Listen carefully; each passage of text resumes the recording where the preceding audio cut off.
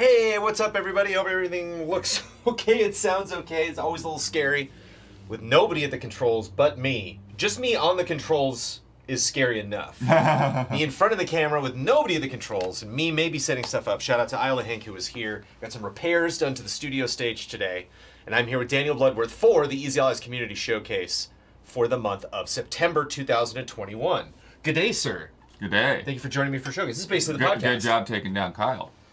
I did. Well, I didn't really. I mean, I brought him in unharmed, but I went up against Father Kyle. Usually, I get the father references, but Daddy Kyle, I went up against in Mass Effect 1 today, which I'm greatly enjoying, and I think I'm getting close to finishing. Boy, when you do side missions for like 6 to 8 hours in an RPG and then get back to the story, it's like it's like you accidentally step on a treadmill that's in operation. This at Easy Allies here, if you don't know, we have a Patreon. This is our $10 and above tier on patreon.com/easyallies. People submit a whole boatload of stuff, and then we go through all of it once a month in our community showcase. We have a rotating chair of allies here. Bloodworth is on this month. I don't actually have the information. Meaning the person in the chair changes. Oh, it's the a couch chair also, itself so does not rotate. It's an imperfect analogy. But now it's Daniel Bloodworth. He's going to listen to me talk about a bunch of things that our community wants to talk about at that tier and above. And then we are going to look at one set of photographs, one set of screenshots, and a bunch of drawings, a bunch of pieces of music, and a bunch of fun videos. Super 3D Cow is back. Oh, nice. Super 3D Cow is, it might be tough for you to recognize because you're on like 2 showcases a year, but Super 3D Cow has not been a part of the showcase for a while. And I legitimately, independently, was like, what are Super 3D Cow is up to? You will find out. Stay tuned. We're going to start off with the comments, though. So if you want to be a part, you're like, this was fun. I want to be a part of this. Go to patreon.com/easyallies. On the top, you will see a bunch of tabs for all the different ways that you can, directions you can take on that Patreon. One is called the Community Showcase. So you can not only see September 2021, but all of the showcases that we've done in the past. Oh, and people can see the auto battle. Today. It's very clear. Oh, yeah. Lots of explosions happening there. Yeah. I mean, I'm sorry, is that distracting? Is that going to be... Should I put that... Should I put that over here, Chad? Okay, I'll put that over there. For anybody just listening, I'm auto battling. You know, Iron Man's, just leveling up. If you're just raw auto battling, if you're questing, you get a lot of XP. If you're just auto battling, you actually don't get a lot. I do it more for the joke than anything. Community Showcase is definitely multitasking, Screaming Argonaut. So thank you to everybody that submitted. If you go find that post after the showcase is over, I will make that public. So if you're like, hey, that person made a good comment, I want to follow them on Twitter, those drawings are cool, I want to download those or check those out. Somebody has a neat SoundCloud that you want to check out. All of that will be available after the showcase when I make that public. Alexander Zarianov kicking it off with one of the most stressful showcase posts I've ever seen in my entire life. I am deathly afraid of this, but here we go. Okay. Alexander Zarianov, hello Alice. I've decided to use this month's submission to spread a positive message. This may seem pointless as I will not say anything new, but unfortunately people tend to forget stuff like this. So as a reminder, here are the first 450 digits of Euler's number. Do you know Euler's number? No, not at all. This is a note that I feel I should say before I get into this. Alexander wrote it at the end, but I put it at the top. You often skip a sentence or two in my submissions. I'm so sorry. This time, it's absolutely crucial not to miss anything, because if you skip even one digit, the rest of the number will become invalid. Unfortunately, it doesn't do that in real time. It'd be fun to see this like Google Doc just like shatter if I get this wrong. But here we go. 2.71882815904526028745266249777574. Ah, did it. 724-709-595-749-66967-62774-24-0766 303-535-475 9457-1382-178-5251. I can see the end of it. 516-64274 274-663 91932 00305-928-1-74135-966-290-43-5729-00334. Yes. 295260795 6307381. I bet Xeronov is just following this. Like totally independently. He's like, oh, made a mistake. 3232 86279434 9076 32338 patreon.com/easyallies 29880753195 2510 7384187930702154089. There's only like 8 lines left. 414993488 4167509 244 6068082264800168477741. Actually, I turn it into a song. 1-853-742-345-442437-10753. 90. Have you had your hand over your mouth this whole time?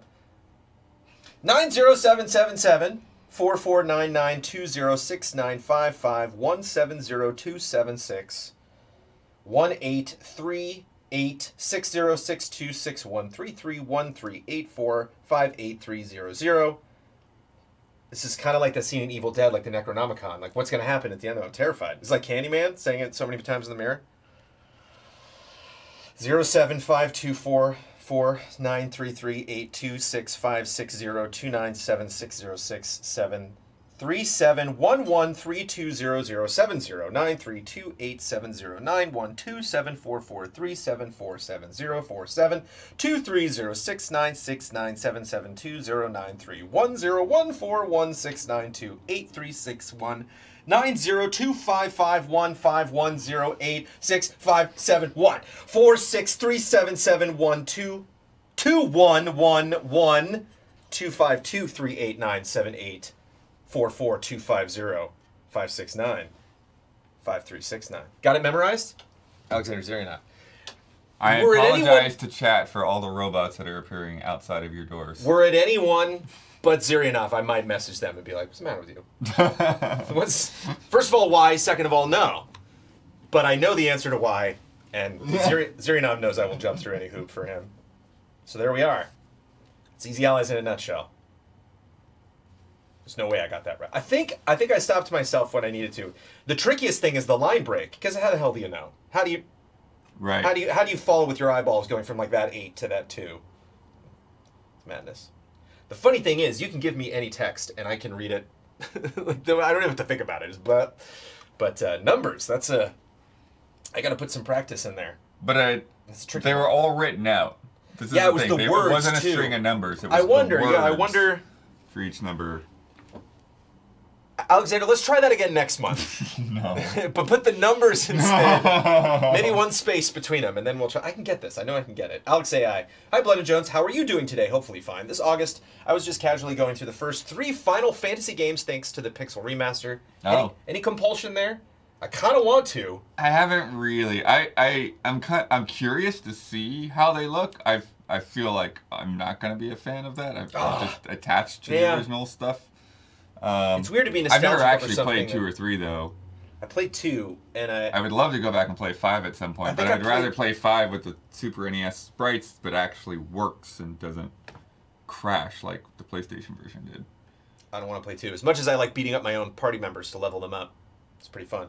Because like how they get defense, you just like hit a guy hard enough not to kill him, and then he gets stronger. The first showing during E3 felt strange. No console release is still very surprising. However, now that I've beaten 1, 2, and 3, I'm really excited for the next 3 titles. Those games are pretty much JRPG comfort food. You get a lot of new convenience features like sped-up auto battles, mini-maps, and the ability to save anywhere.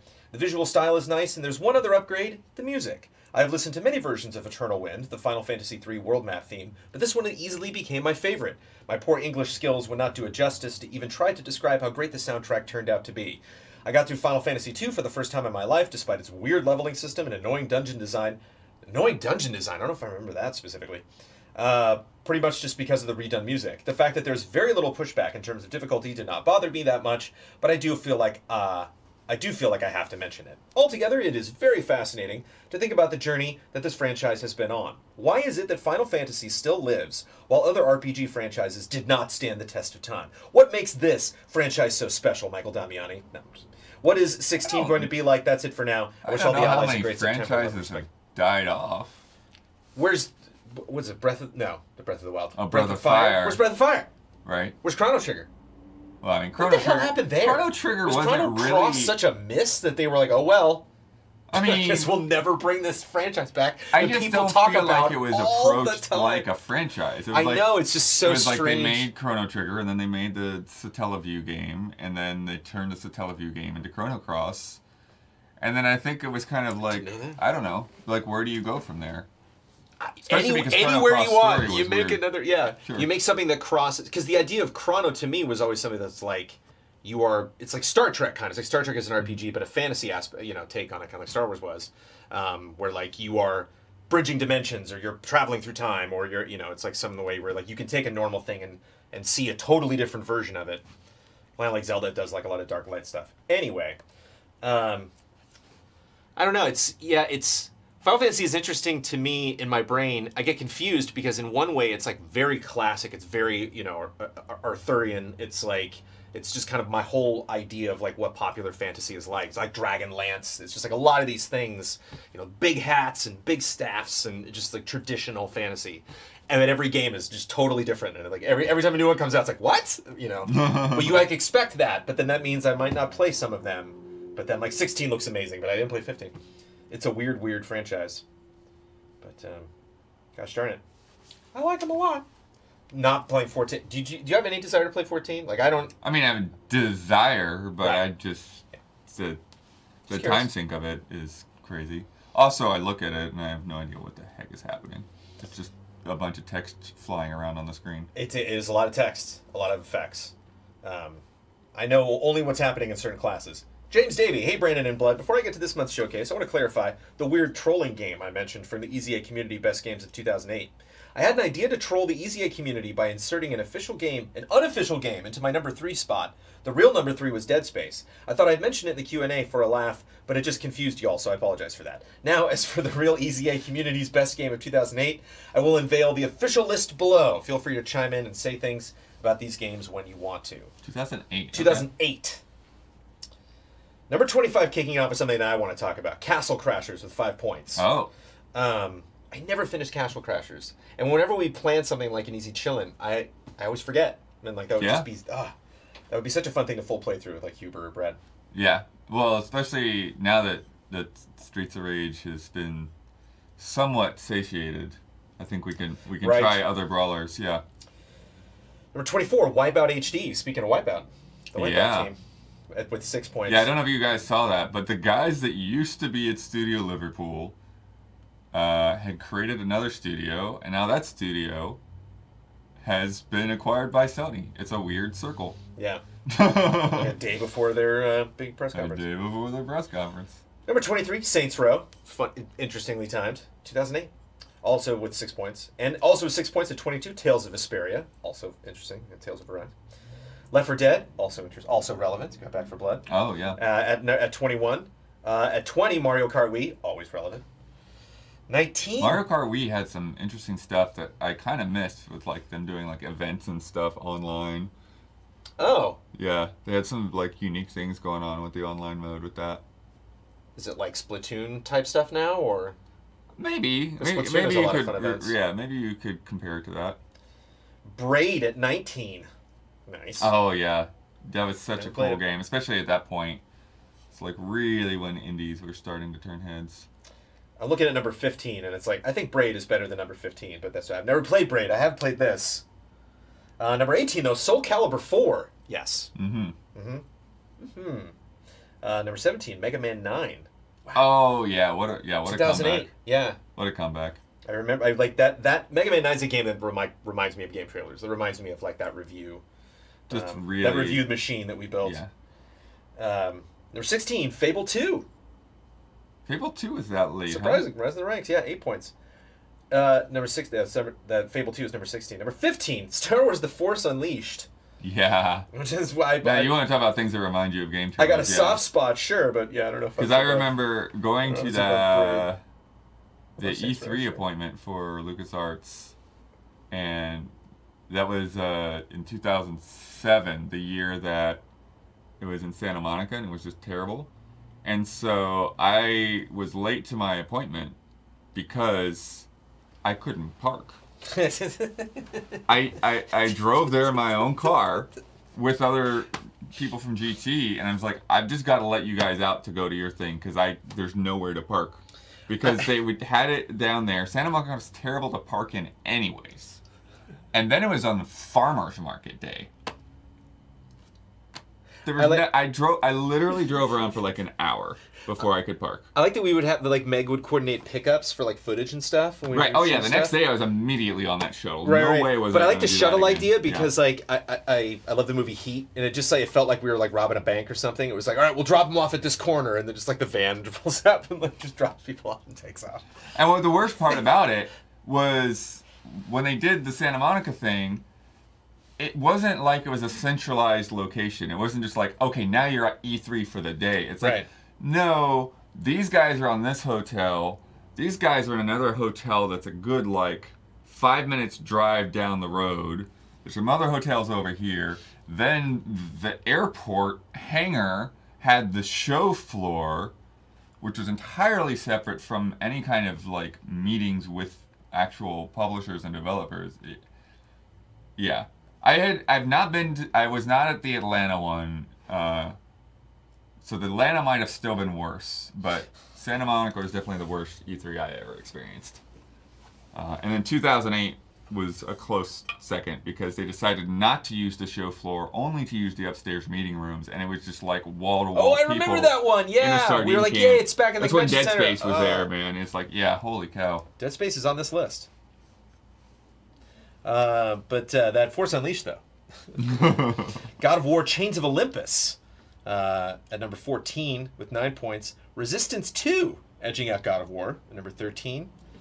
Super Smash Bros. Brawl, low for a Super Smash Bros. Game, but we got some heavy hitters coming up.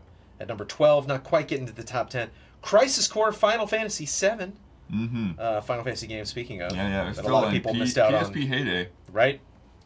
Now we're getting into the top 10. PSP Slim? No, that was the year before. But yeah. An RPG I should make time for, but I probably never will. Lost Odyssey, coming in at number 10. Valkyria Chronicles. Oh, wow. At number 9. This top 10 is intense. The First Little Big Planet at number 8. Mirror's Edge at number 7. Yeah, dude. Love that game. Persona 4 at number 6. Getting edged out by Gears of War 2 at number 5, which surprises me. 16 to 18, so it's not that much of a difference, but a lot of love for Gears of War 2. Persona 4 was that year, huh? Yeah, apparently. In the U.S. So then 3 and 4 just kind of came out back to back in the U.S.? I wonder. That's crazy to me. I was not paying attention to that at the time. Because Persona 3 is a game I remember seeing at that Santa Monica I brought in water. E3, I thought. The top 4 are out of control. I'm going to build some tension while I try to find my beverage with the top 4. Jones is trying to hydrate. Did I put it in my backpack? I did. He's found it. The top 4.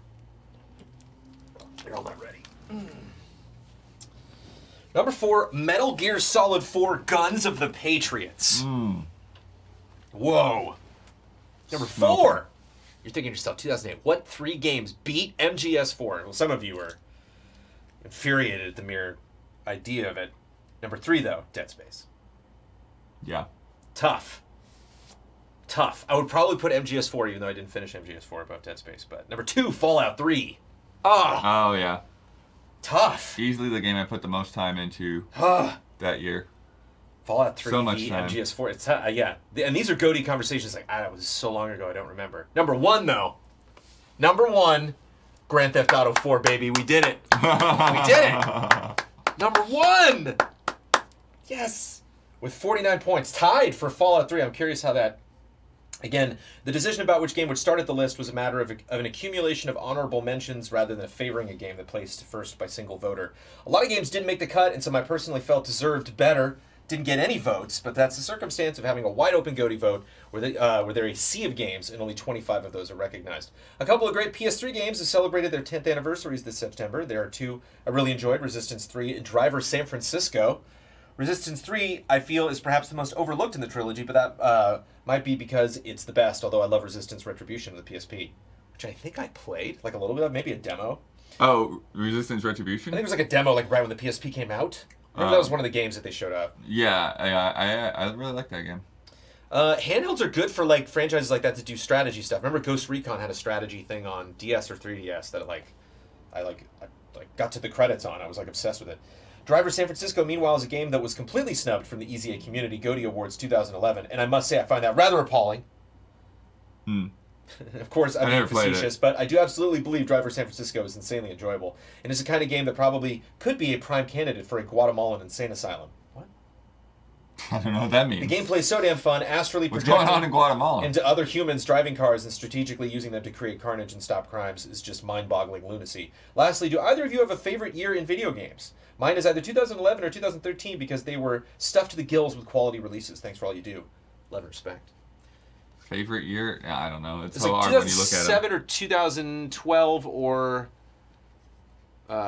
when you go over might have all the been stuff, 2006. when you go over all the stuff that's in a year, it sounds insane. But 97 is also like... There's a few stinker years out there, but most of them are just like, how? How did all this happen in the same year? Every time somebody makes a case on Twitter, I'm always like, oh yeah, that's a good... Wow. Michelle says Persona 4 is basically a ROM hack of Persona 3. I don't mean the Vita, I mean the PSP, Mr. Showtime. That was the... I remember there was a tactics game that was cool on that system that they showed up. Brennan K. Gann. I was hoping this month's submission would be about talking about my time with Kena Bridge of Spirits, but as it was pushed by a month, so too are my impressions. I like the shade at the beginning of a community showcase comment. It's like, well, I was gonna talk about this. Instead, I was stoked to see my third favorite of game of all time not only get the most votes at Hall of Greats, but every ally who could vote for it did. And speaking of votes, another forum GOTY vote was held focusing on 2008. It's a great list of games, but for the majority of my post, I want to talk about a game I played for the first time I didn't touch, but a game I played for the first time I didn't touch on last month due to limited word count and not finishing in time. Dig against the word count. He's on a roll.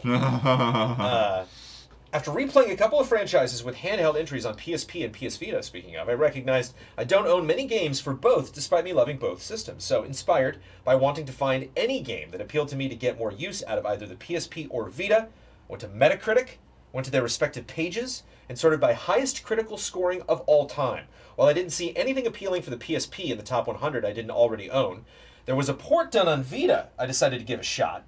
Plus, what with Sony wanting to disable the storefronts for the Vita and PS3, which thankfully they've put off for the time being, I did feel a little pressure to grab it when I could. The game? Oddworld Stranger's Wrath. Oh. I totally know this game. I never played it, but it's a heavy Western vibe, so it always looked interesting. When it was first released in 2005 and they remastered it, I didn't own an OG Xbox, and I first saw something about it on G4 back in the day. Now, over 15 years later, I can say it's decent, but the port isn't great despite it having interesting ideas, like live animals being special types of ammunition, the bounty system, and a simple yet engrossing combat, plus the story is mostly solid. However, my criticisms outweigh my praise, as the major twist of the story, though interesting, is telegraphed and carries the problem where, by the nature of said twist, fundamentally changes what the game is, going from a bounty hunting game to a generic shooter campaign. Plus, the two final boss fights, which are the very last things you do, are awful in not telling you what you need to do or if you're doing enough damage, with the first of the two fights being incredibly difficult. And the major gameplay hook, switching between first and third person, is done by double tapping the touchscreen, which feels cumbersome to do, especially in the heat of battle. But the thing about playing Oddworld that stings, it makes me wish there was a modern Star Wars bounty hunting game where the entire focus is taking out contracts, dead or alive, across multiple planets, or perhaps maybe just on a single level of Coruscant. And I just described 1313. I've made myself sad now. The Django Fed game is kind of like that. The bounty hunter for a GameCube. Star Wars bounty hunter. Yeah. Kinda. But yeah. And What isn't was there bounty hunter action in Star Wars? The visceral game was a smuggler. Was that it? What were we supposed to do with the visceral game that they? 1313? No, that's LucasArts. Was it canceled? Or was it? Yeah, the EA game that got canceled. The Amy Hennig game. Oh, I mean, we don't know. Yeah, it was smuggler-ish, but Yeah. we don't know. Action RPG.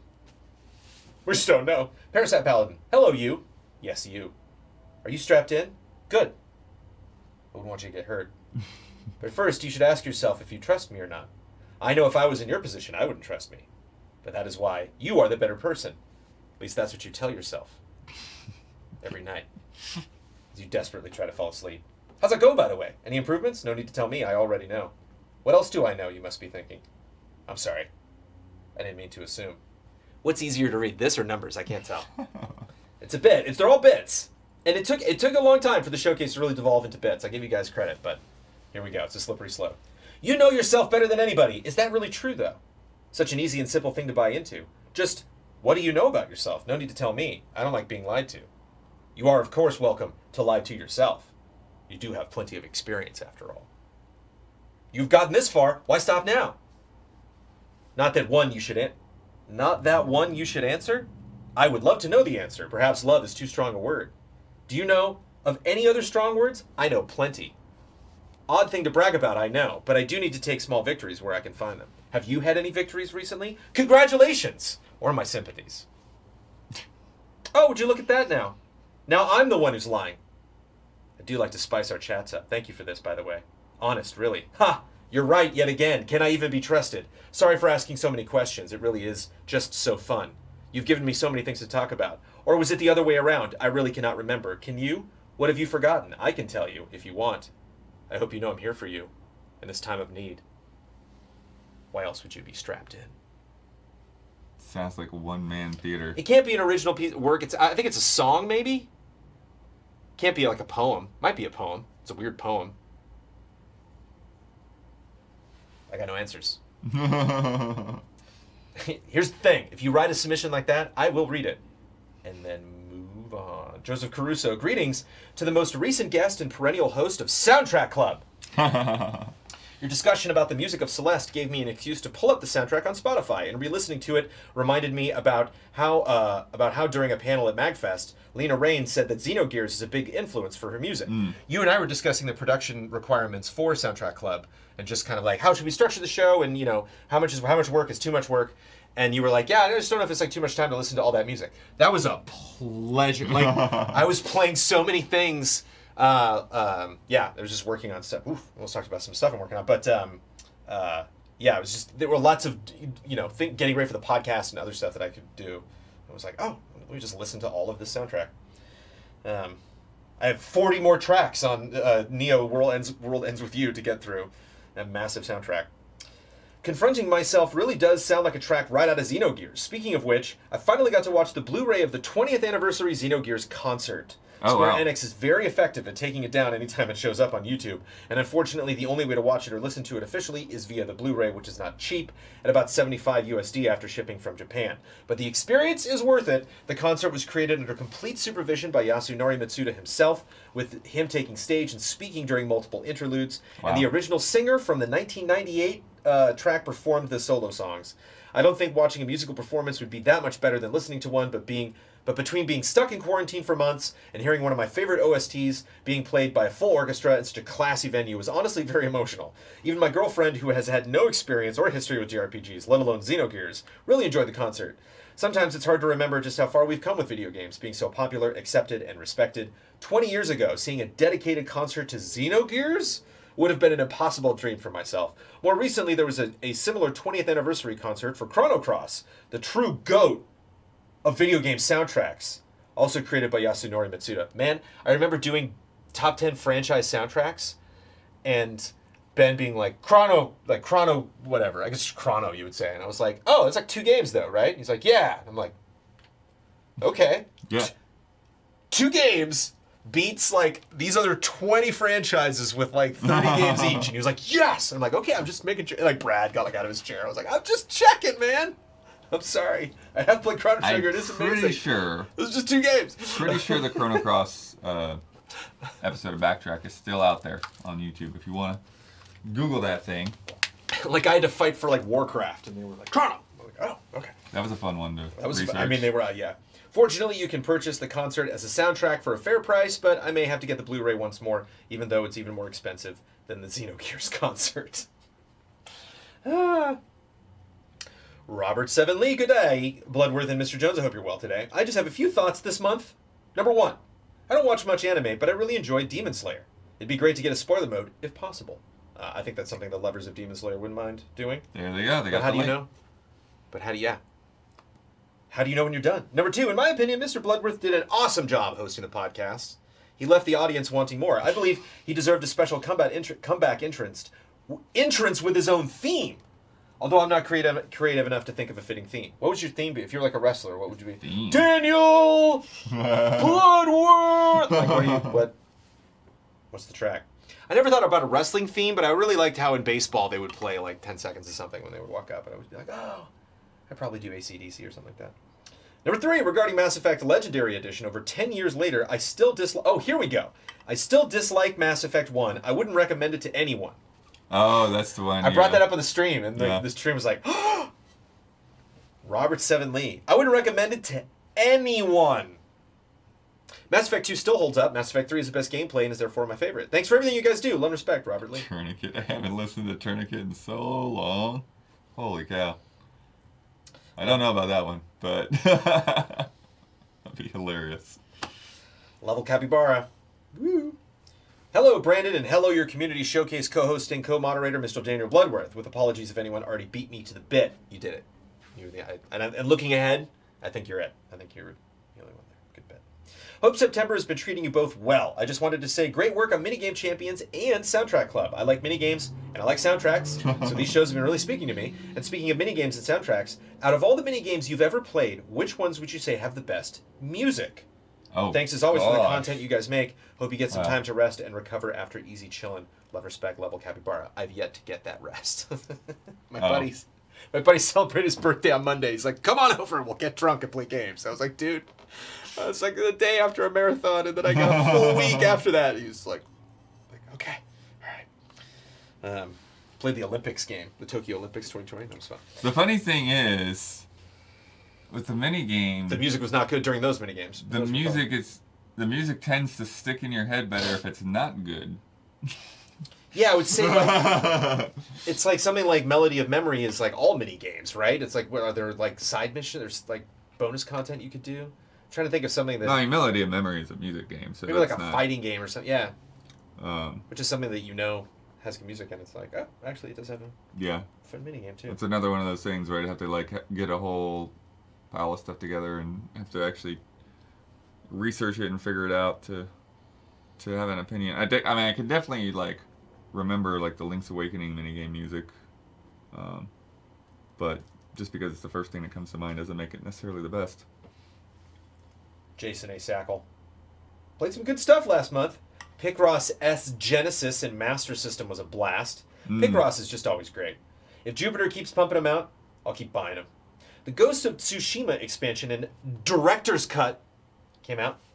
I was on the fence about doing the whole upgrade. Money for more story content sold, I'm fine with that. Now to have to upgrade to a new version in order to play the DLC kind of rubs me the wrong way a bit. Same reason I didn't upgrade Final Fantasy VII Remake to play the DLC. I was surprised by 7 Remake and PS Plus was the perfect opportunity to give it a go, since I wasn't keen on the original. Yes, I would pay $20 to play that new DLC. Not going to buy a game I already played.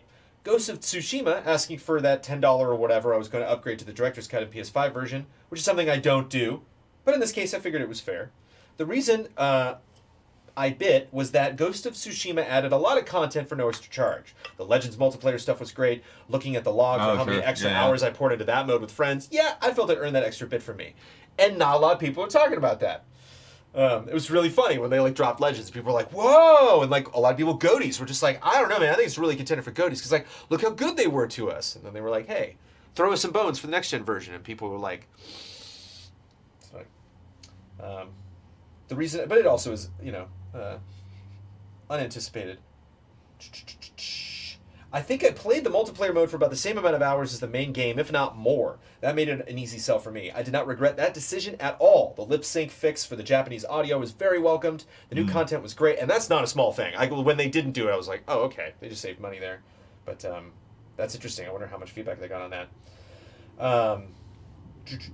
I played the original on a base PS4 after playing the DLC and seeing how beautiful the game is and runs. I kind of wouldn't mind going through the main story again. Money well spent. The other game I played was the DLC for Maneater! Truth Quest. Maneater's a game I probably would not have played for PS Plus. I would have missed out. The DLC was an easy sell for me because I enjoyed the game that I got for free. So yeah, I'll pay for that DLC. It was a ton of fun. It felt like it was the correct length for what it was. So lots of fun gaming.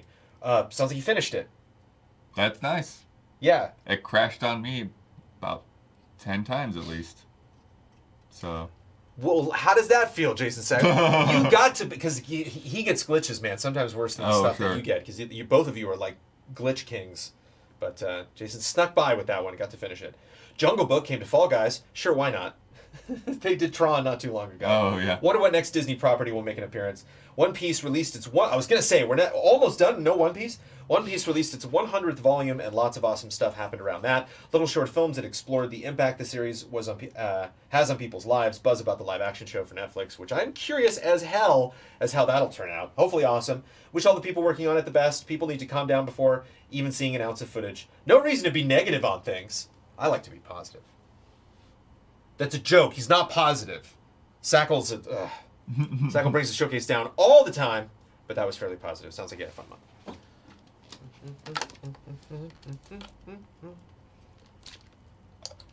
Glitch Kings. Daniel Bloodroom. I've wanted to do that for so long. Like I even had like folders at game trailers where I would throw stuff in there, like make a montage someday. But it's such a hard thing to keep in your head. Oh sure. You know, to just keep doing that, and then because it would take such a long time to stack up enough to actually make a good video out of. Because like a bug, like in most cases, like it's gonna last 5 seconds maybe. So you want to make a 2-minute video that's like it's like 60 clips. You know, like it's a lot. You got to commit. It's not a small thing to produce. Finally, our final comment from Small Leviathan. He was nervous this would not get in, but here we are. Thank you. I'll try that next time where we're not like 2 hours away from the show starting. That's it. Here's the submission that got eaten. Howdy, folks. I'm getting my second COVID shot the same day as this showcase. So here's hoping it doesn't knock me out too badly. I got really feverish for a couple days after the first one. I don't have anything new or interesting to bring to the showcase. I hope it works out well for you. I'm just thinking it probably won't. You're probably in for a rough couple of days, but you'll get through it. As I've mostly been playing Sky and Final Fantasy XIV recently, although I do want to mention my brother decided to give the game a go after realizing how extensive the trial is, and got so into it that he convinced 2 of his friends to try the game. This is what's happening. This is what's happening around the world. Everybody's playing MMOs now. And all of a sudden I find myself wrangling 3 new players, all kind of different roles. I was hanging out with my buddy on Labor Day, and he was like, so what are big multiplayer games right now? I'm like, Final Fantasy XIV, actually. He's like, an MMO? I'm like, I know. Because we used to play WoW together like a decade ago. And all of a sudden I find myself wrangling 3 new players in all different roles. It's been fun, but sometimes I feel like that image of a mom at the airport trying to control several kids with baby leashes. Except in this instance, my character is the smallest one, being a Lalafell, while my friend group's characters are all adult person-sized. What I want to do at the showcase is talk about what I'm looking forward to the rest of the year, which this is great. The summer was pretty sparse for me in terms of releases I was looking forward to, but September and forward is packed with good stuff, so let's get going through the month. September, releasing in like 10 days from now is what I predict will be my goatee, Deathloop. Arcane has been killing it over the last 10 years, getting better and better with each new game they release, and Deathloop really looks to be the culmination of everything they've been trying to do.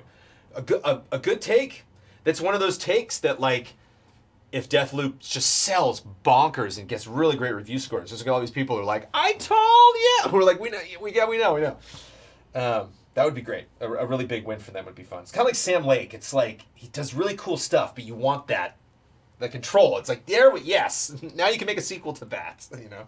Now you got a franchise. October, I probably won't be playing it on release because I need to spend my money elsewhere, but I hope, you know the big October game. What's your big October game? I gotta look. You know what it is. Metroid Dread? Metroid Dread will be really good. Yeah. That said, it's getting sidelined by a game in November. Nintendo's sending that thing to us early. That said, it's... You're gonna have to cram through that game. Getting sidelined by a game in November, as well as Solar Ash, which looks like it's just going to be excellent. I had some minor gripes with Hyper Light Drifter, but it was a gorgeous personal game. I think Heart Machine has it in them to be more than a one-hit wonder. November, being all caught up now, I can't wait to see how Final Fantasy XIV Endwalker finishes the amazing story Naoki Yoshida and his team have been steadily developing over the last couple expansions. But I'm almost more excited to see what they'll do afterward, as Endwalker is not just an ending, but a beginning of a new chapter in Final Fantasy XIV's saga. Also as exciting as Shin Megami Tensei 5, while I've been a Persona fan for like 12 years at this point, I've been missing out on the mainline series for the most part. I'm looking forward to seeing what it can do in 2021. Mainline SMT freaks me out. I'll admit that. Persona's at least a little bit more jolly. We haven't talked about this next game a lot.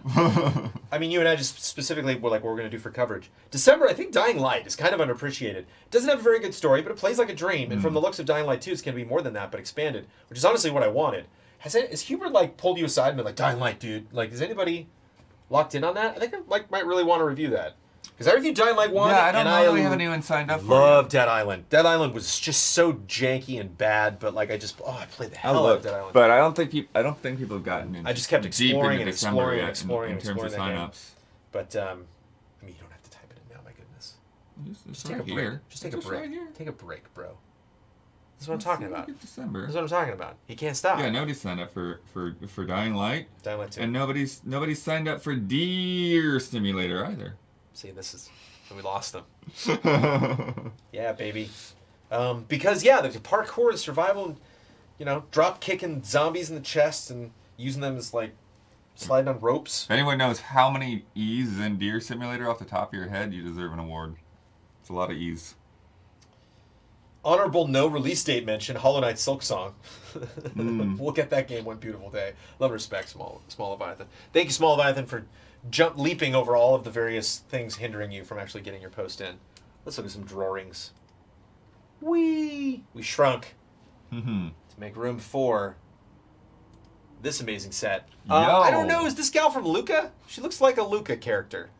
I don't know this gal. Sure. I think these are all like somewhat Disney themed. I gotta watch Luca. It's on Disney Plus now. Luca and Cruella are both on Disney Plus. I got a new What If tonight. I got that Zombies. Gonna watch that tonight. I haven't seen any What If yet. Have you seen? It's her from Luca. Cool. Have you seen Only Murders in the Building? No, but I you know what I just rewatched Monday was Three Amigos, which is Steve Martin and Martin Short. Oh, nice. Amanda told me a funny story. I know it's off total tangent from Luca, but apparently Martin Short. Three Amigos is Martin Short's like first big movie. Like he'd done like some TV and he did some like other funny roles, but like it was his first lead in anything. And it was like Steve Martin really made the push for him. Did you miss Eric Jackson in the comments? Oh no, I saw Jackson. Wait, I did see. Is it just a comment? I think I did. Maybe I said it was.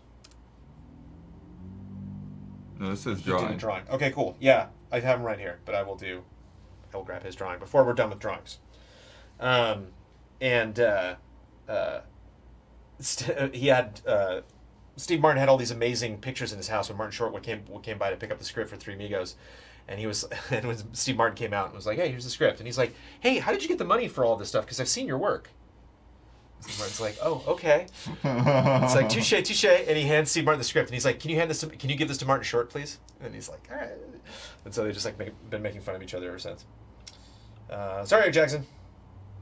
We will get to it. Hello, Jones and Blood. Here's a few more drawings I did recently for my daughter. I've been keeping up with giving her a drawing every day this year. Imagine that. I'm hitting the point where any new movie or show she watches, I'm relieved to have more characters to pick from. The tank is starting to run empty. Thanks for everything you guys do. Love and respect, Jethro. What is that? Like it's a Megadeth album cover. I ran out of ideas, honey. I'm sorry. That looks awesome. But yeah, baby. You can tell that he doesn't have braces. It's the older Mike Wazowski. Nice. Oh, wow, yeah. Yes. Yo. Looking very proud. You know, but that's not an action pose. That's a portrait, you know. It's like, excuse me, Mr. Knight, can you please pose for a second? Yes. Shout out, Ed Esner just passed a week ago. Doug Days, I watched through those shorts. Yeah, those are great. Milo's a big fan. How does that feel? You and Milo both absorbing the same content, enjoying it. Yes. Oh, favorite Ghibli film? Yes. So good. Oh, and that's from Nick. But a little tease there. Thank you, Jethrin. Thank you for spreading the love to us that your daughter's getting. Chumnuan, greeting Blood and Jones. This month's Chun-Li's is this month Chun-Li is in the Grace Attorney style. Oh, I'm sorry. I thought you were going to say Chun-Li is in Ace Attorney. I was going to be like, what? Oh. And I love we can do this, which is the best. So again, there's the final. Everyone should play it. Great Ace Attorney, or Street Fighter, play both. A puppy on her shoulder is a nod for characters having something special on them. Continued and finished X during the AGC stream. It was a good motivator to do these. And Zero is likely next. Nice. Oh, wow. Yes.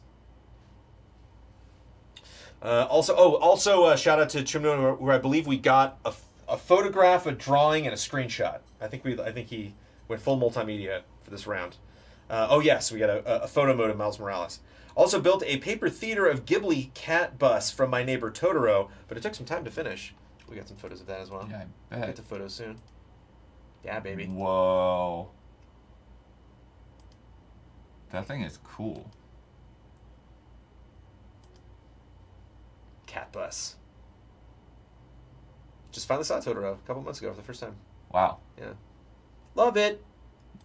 Love it.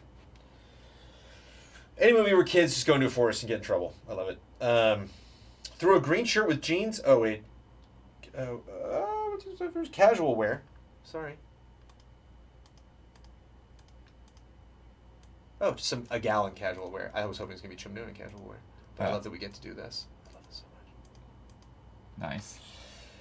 Casual wear through a green shirt with jeans. Turned out nicely. In truth, I just used colors I have plenty left of. Nice. Yeah, I never even thought about that. You just get to see this little jar waiting for it. Tried out a bit of the photo mode. Again, going full circle. Love this. Oh, nice. In Miles Morales, fun game. I really wanted more than it had. I felt like half a game since you have way less skills, especially when some are launched for New Game Plus and 25 level cap. It's an origin story, though. He has less skills. He's less powerful Spider-Man.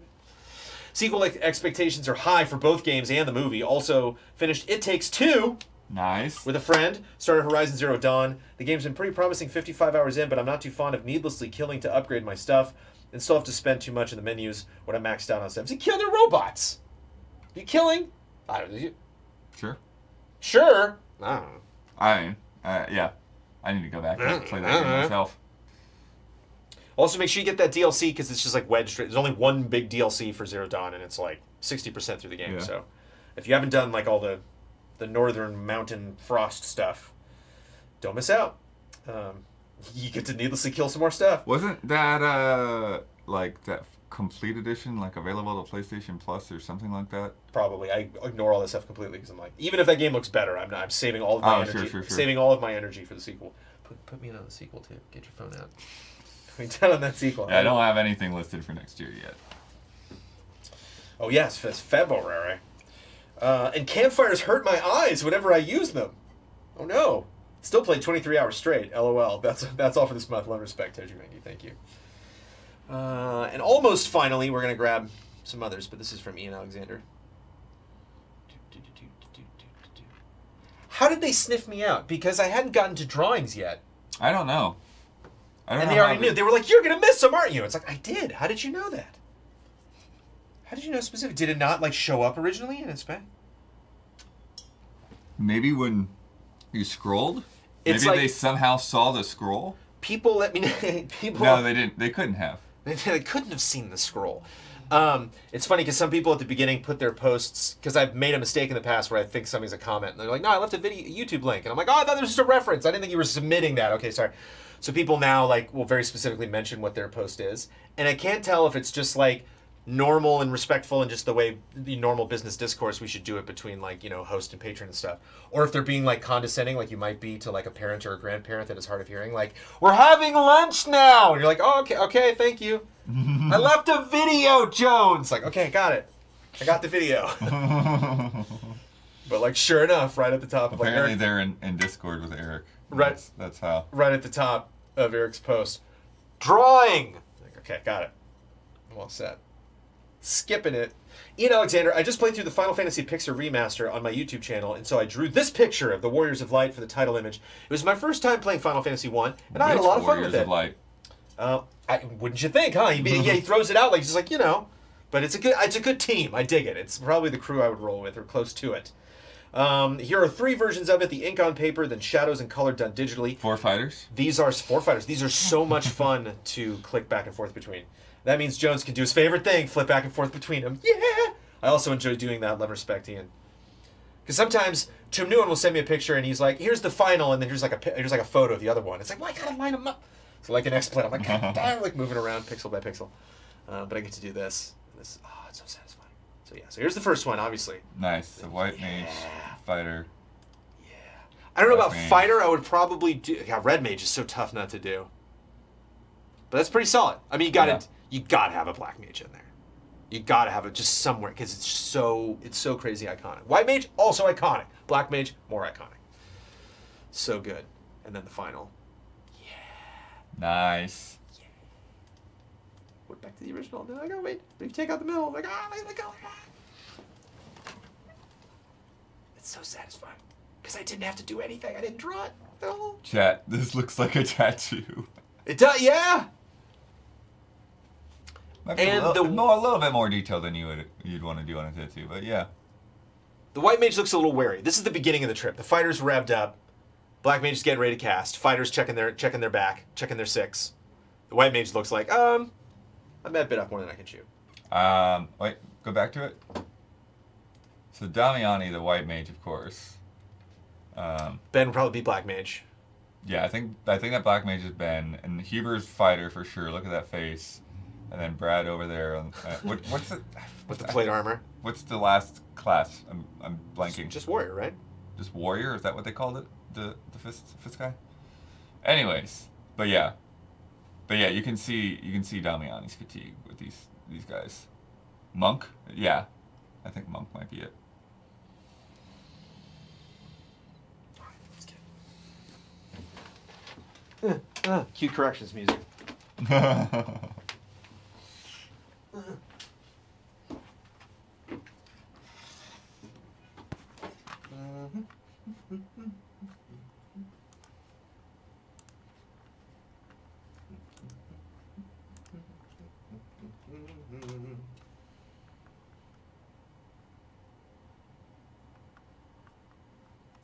Chat, I don't know if you ever have like one of those people in your life that like is almost like guaranteed to just always come back. Like you're not gonna lose track of them.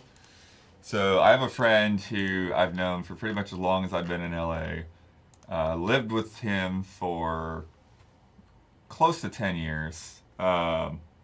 And, you know, we've both gotten married and kind of lost touch a little bit, but I keep just running into him. Like, unintentionally run into him. So, not too long after I moved, and that's the crazy thing, is, like, not too long after I moved, like, a very long way away from where I used to live, on the whole other side of town, just ran into him in Target one day. And then, a few months later, was going to the grocery store, got out of my car, he was getting into his car right next to me. And then yesterday, I'm driving to the studio, and I see he's calling me, and I'm like, I haven't talked to him since before the pandemic. Why is he calling me right now? That's so weird. But you know, I didn't have a hands-free device or anything on my phone, so I was like, okay, I'll try to call him back afterwards.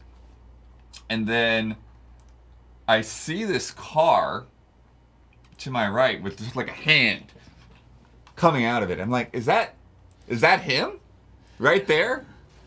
And then sure enough, I caught up to him, and then, like he was right there next to me on the freeway. And then I checked the voicemail, and he was just like screaming at me. He's like, Bloodworth, look at your phone! Or not, look out to the right or whatever. So hilarious. Oh man. Bam.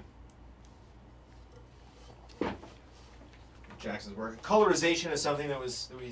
Oh wow. If you were watching the showcase last month. But like when you run into a friend like driving on the freeway, like it just what? In a town this big?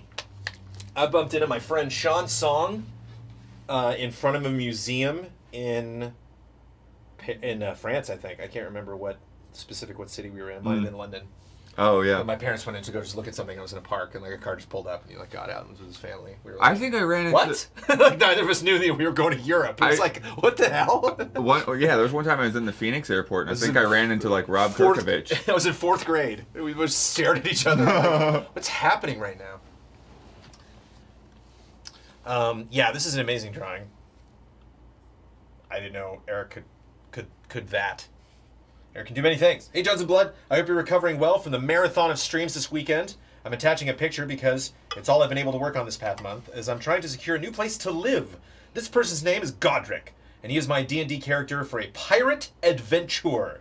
He is a barbarian bard multi-class, and he speaks with a German accent. He loves the theater, and his favorite musical is How to Succeed in Business Without Really Trying.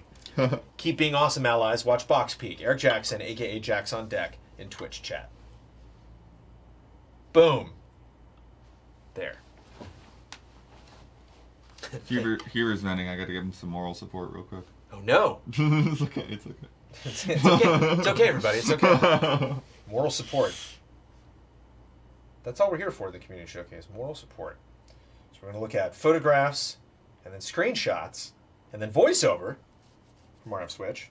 Then we're going to get into 3 tunes of music and then a bunch of videos. Moral supports.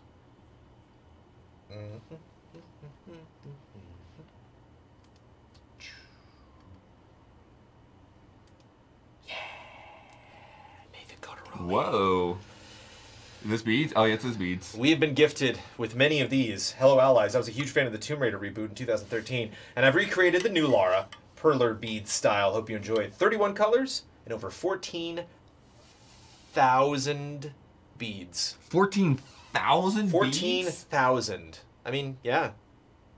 If you had me guess, like if you did the marbles game and had me guess, I would say like 200. Each one of those lines is 100. Sure. Or more. Each one of those lines is probably like 150, maybe even 200. Even so, like 14,000 is such a gigantic number. I can't even wrap my head around that. Wow. So much fun. Like borderline, I want to take that up because it just seems like that's kind of how I just love dumb sorting things. Why I love auto battling. I love just like dumb, just sorting stuff and then looking at it later. It's very satisfying. Screenshots, yes. Otherwise, I would never get updates on this game. I'm so excited. From Lotiaz, a.k.a. Sebastian Hall. This is Star Citizen. Hello, Jones and Bloodmeister. Bloodmeister. Cloud City is finally soaring in the sky. Another post about Star Citizen coming your way. Since day one of the open universe, there has been this one planet or gas giant looming in the distance, always out of reach, just taunting us with a constant coming soon from the devs. Orison. Orison? Orison. Orison? O-R-I-S-O-N? Orison. Orison seems more planetary. Mm-hmm. Roy Orison. With the latest patch 3.14, it finally arrived. With volumetric cloud text sorted, we can soar through the clouds and reach the city from Crusader Industries, one of the industrial giants in this universe. The platforms are held up by rocket engines that keep everything else in the sky. It has everything you need. Huge hospital to avoid death of a spaceman, bars to party in, and beautiful plazas to relax in and just take in the breathtaking view. I've spent most of my time in the game... Breathtaking literally, because the gas giant's probably ammonia. I've spent most of my time in the game since the patch dropped with just taking the air taxi between the main platforms, exploring and taking in the atmosphere in this new zone. Crusader Industries likes to boast about their great ships in the verse. It's time to move on, I think. Whoa. Yeah. They have a whole museum dedicated to their ships, as well as a repair shop where one of their biggest ships, the Hercules Starlifter, is being built. That's fun. That's a fun little thing to see. I wonder if that'll like get progressed over time again. This feels like a Mass Effect bar. Yeah.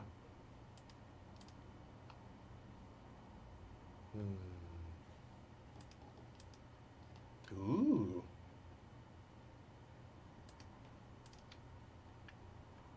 The museum, nice. Fun fact, the whale fountain statue you can see is actually something that got built on a community stream a couple of years ago, where one of the senior concept designers drew it based on comments from the Twitch chat. Oh, fun. So last guy. Wow. Oh, okay. And there's like a thing that explains it's like a what fountain. Yeah. That's so cool. I felt like they've really managed to create something special with Orison, where everywhere you go it feels very zen-like. The universe might be full of pirates, fast-paced action, but sometimes you just have to be able to take a step back and take it all in. Oh, and also, there is now an actual tank in the game. Pretty neat, huh? Didn't manage to get a pick of one, though, sorry. Finally, I just want to take a second to remind everyone to take care of each other. Call your mom. This past month has been rough and showed me that life is fragile. Thank you everyone at EZA and community for being absolutely 110% amazing. Love you peeps. See you next month. Lotiaz in chat. Thank you, Lotiaz. Looks great during both day and night. Of course, yeah, which one? The one that stood out to me was, yeah, baby. Just, that's a nice chill. Ah, nice chill place to be. Thank you for that. Thank you for those glimpses into that game. It's fun. It's like we get pictures from around the world too, and it honestly feels like the same thing. It's just like, I visited this place. It cost a little bit of change, you know, like had to buy transport. Let me go back to Cam, and then we can kick off the multimedia portion of this stream. With a message from RF Switch in our ear holes. Greetings, Jones Blood and chat. I wanted to come back to the voiceover category with another short story, at least a more pleasant subject, but the last several months, especially late July through August, have been dreadful, and I feel I just need to get it off my chest. Before I begin, I'd like to give a shout out to Jones and Amanda for giving me advice to help center myself and keep me grounded so I could ride out the storm. And it's so funny because RF Switch reaches out like on Twitter and it's like, I have some questions about meditation if you have time. And I was like, I'm waiting for this, and just like, I have this question. Like, yeah, let's go. As I click away. Always down. DMs about meditation. Let's go. I apologize to everyone for this down note, but hey, talking about the bad things is cathartic and can bring great stress relief, as can the showcase. And let's be honest, I can't have Jones read my feelings. Those are my feelings, no one else's. Anyways, love and respect, RF Switch. I like to read your feelings. I read Blood's feelings all the time. Oh, sure. Got some Blood feelings. Please note, I did no editing. I used my pop filter. This is the raw audio. It is not. I did a little pass on it. Please forgive all the vehicles and the other noises. I have nothing to give right now, but my heart. Forgive the vehicles. Forgive the vehicle. Did I say vehicles? Oh, yeah. Please forgive all the vehicles and other noises. Oh, okay. Yeah. Might be vehicles in there. I like the vehicles. Add some texture. Do you believe in fate? As a noun, fate means the supposed force, principle, or power that predetermines events. The thing is, fate is complex. What, you don't believe me? I fell in love with a friend of mine and was rejected. Granted, I was a piece of crap about it, causing a massive rift between us. We didn't talk for a couple of months as a result. Mostly because I was so bitter and angry. Then, out of the blue, she messaged me, apologizing and asking me out on a date. I reluctantly agreed, but felt something was off. My intuition was on the money, as it was clear when we got to the tea house that she was having a breakdown. Any bad feelings I still had were washed away in an instant. I still loved her, and I couldn't let her go through all this alone. Things got worse. She had to go to the psychiatric hospital, and for over a month I felt guilty, anxious, depressed, and worried. I've lost so many people in my life.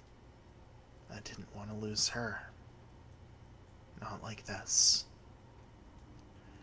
But then, she got out on the last day of August. We spent the... Uh-oh. Uh-oh. Uh-oh, is Twitch freaking out? Or, I'm sorry. next few days talking about everything. No. That was XSplit. XSplit, what are you I didn't doing? want to lose her. Not like this. But then, she got out on the last day of August. We spent the next few days talking about everything. About her breakdown, about what she missed, what she forgot, and of course about us and our relationship. After talking, it was clear what we were to each other. We love each other, and we're now together. Fate has a funny way of working out, like most assholes. Funny in that awful, twisted way that only sadists find entertaining. And although the road for us will be long and rocky, filled with sharp turns and steep hills, she is my sweet bun. I am her dragon girl. We will walk this path together. Love and respect, everyone. Do you keep a journal, Blood? Have you ever? Not well. Me neither. I'm terrible at it. Not well. Amanda's kept a journal all her life. She's had a bunch of various journals. It'd be interesting when I actually go into it and they're like, oh, that note was from a year and a half ago. Okay. It's just so helpful to write your thoughts down, and helpful to hear your thoughts and to hear other people's thoughts. Glad to be here through all of that, and get some updates on Cup of Jones every Monday morning. From Michelle Jackson's Going Into Music.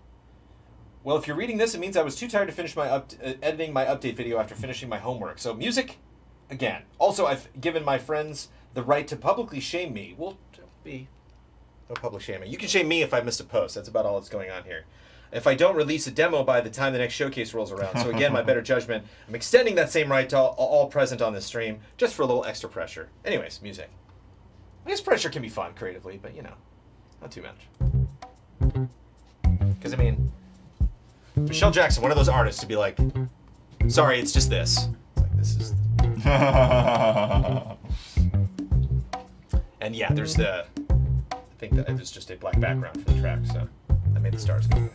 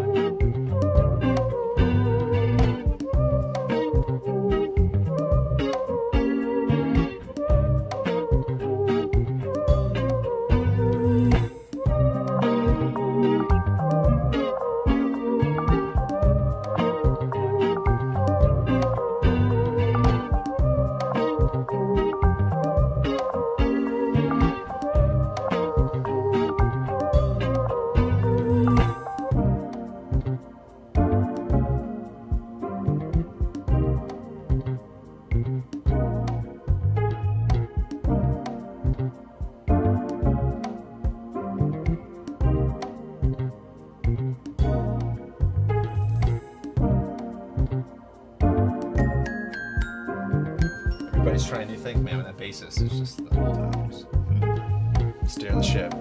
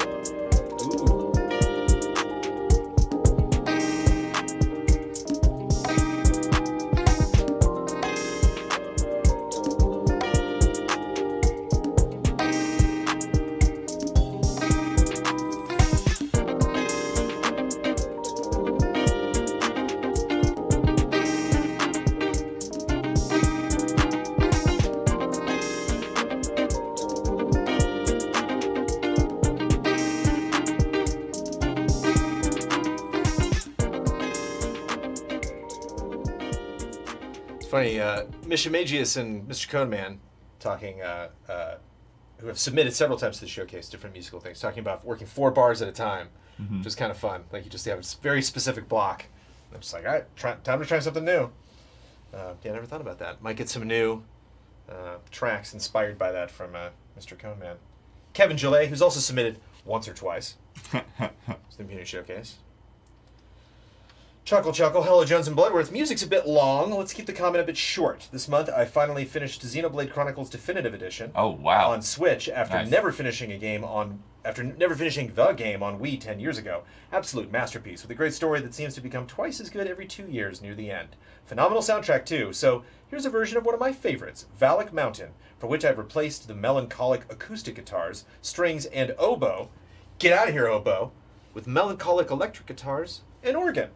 I respect. Nobo. Nobo, yeah. I like Nobo.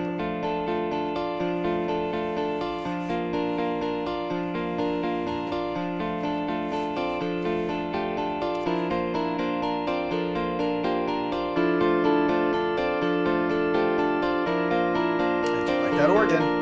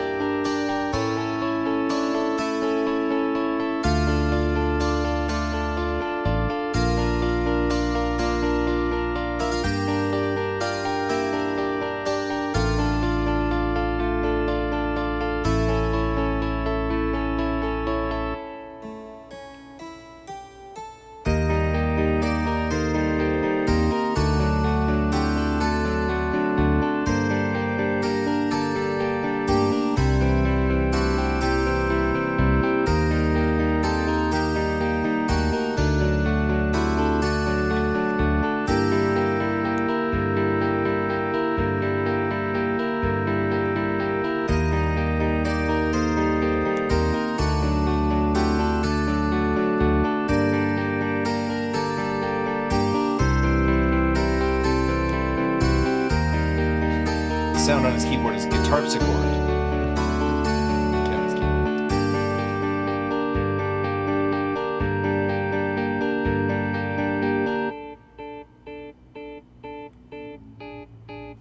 Ooh.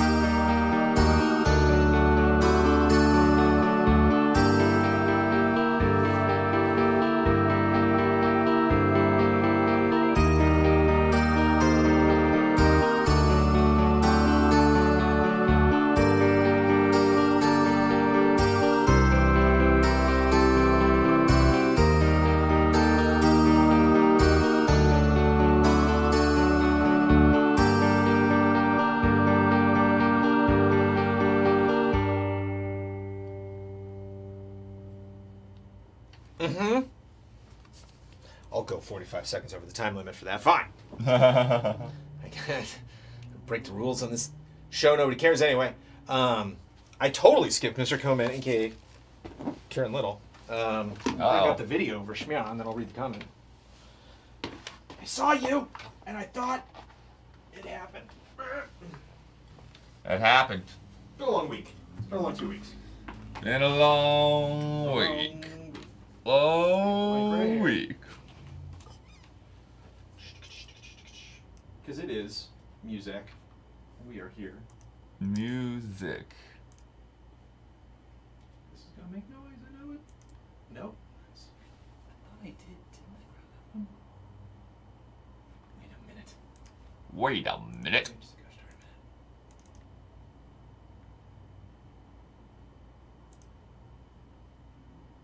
a minute. Oh yeah, I think that one download was giving me trouble for some reason, and I just forgot about it after. Sorry. Oh. Yeah. Yeah, see, that's my excuse. Yeah. Let's do it. And somebody probably bugged you for a VO at 11:45. Could be. Could be.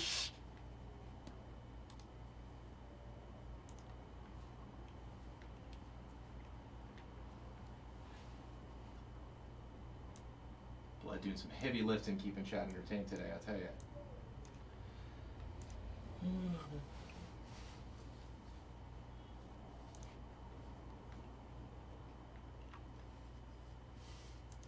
I don't have any plans to pick up the Pixel remasters at the moment,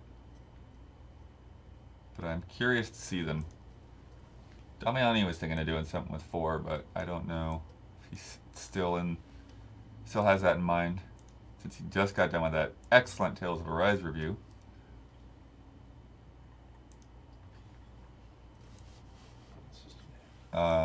Speaking of reviews, Life is Strange should be coming up later today or sometime tomorrow.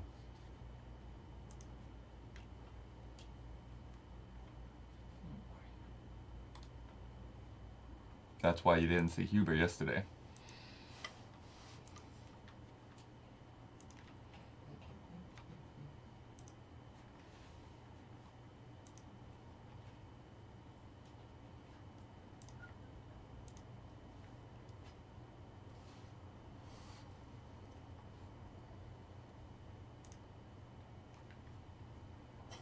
And then I don't think I don't think I'm going to do a review, probably not, but been intending to get to The Artful Escape. I know some reviews went up today for that. I would like to sit down and talk about that game with somebody this week, but haven't had a chance to play yet. Will we see Resistance tomorrow in the showcase? Oh, that'd be fun. I don't think it's that likely. I don't think it's out of the question entirely, but I don't think it's that likely. Not betting on it? Not betting on it. I do think we're going to see that Alan Wake game. Seems almost guaranteed.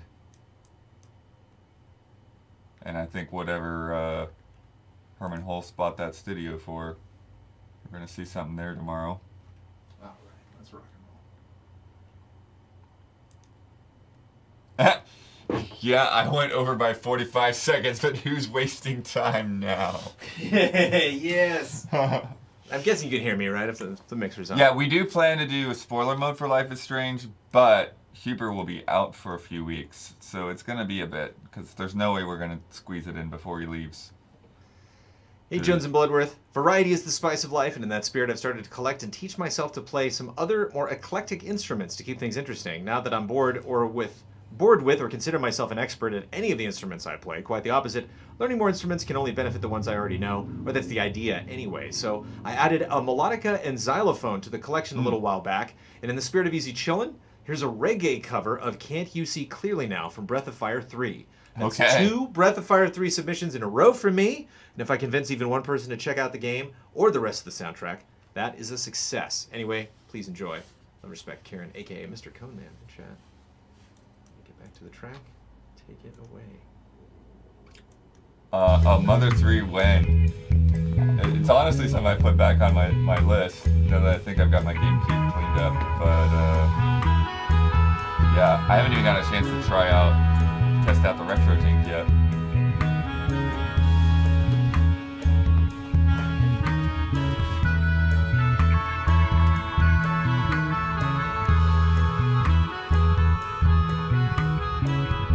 Wow.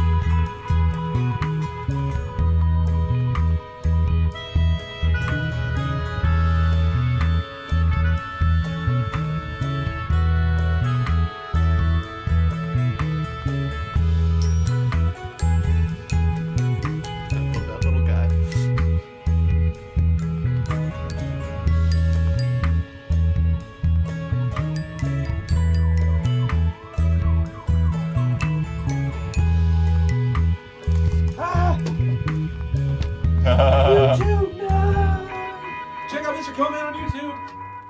YouTube, no. Go play something randomly. Go away. Cool. All right. That was indeed chilling. I don't think any of us obtained that level of chillness at any point during our 36-hour marathon live stream over 3 days. We were definitely freaking Well, that out was a the lot. funny thing with. Well, I think there's those definitely vibes were Gundam very was pretty nice. chill, and I was sleeping. yeah, see, exactly. That was extremely chill during Gundam. Oh, sleep. I think Wreckfest was pretty chill. And hey, behind the scenes, Maneater was actually pretty chill. by the way, I totally took a nap that last day because I was in the morning Yeah. and at night. So midday, I went into the control room, passed out. I heard someone open the door of the control room and go, oh, and then like back up. And I woke up and was like, oh, that was a nice nap. And I like look up at the screen and you're playing Damiani in chess. And I'm like, I better get back in there. So I missed the part of your first match, but I caught the second match. And of course, I caught the last one. Kim Nick H, Hey Jones and Blood, also missed out on a month working all weekend because of some COVID cases at work the last couple of days. It does, however, look like it's been a pretty contained now, so hopefully nothing more. For this month's submission, I channeled my inner persona, sprung a quick trap, and between the frames, I secured a victory. P.S. Sorry, Ben, I'm not getting for not getting this last month. Stay safe, love, and respect. This is so terrific.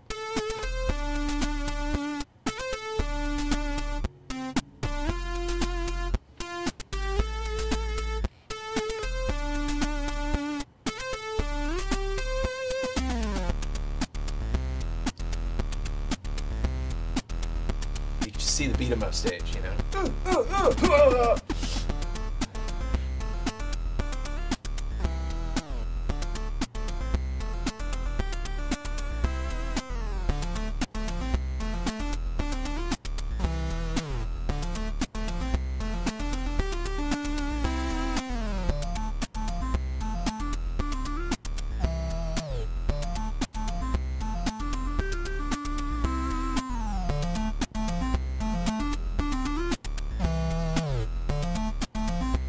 And I love you have the SoundCloud comments coming up. You can see. It's like this is great. Let's say like, this part's great. So different.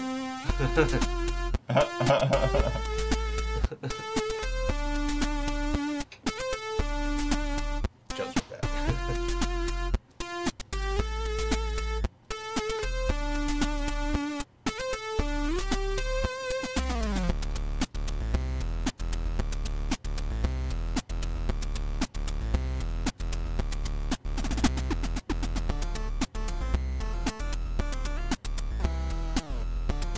And it fades, but it does have an ending at the end of the fade. Timed fade.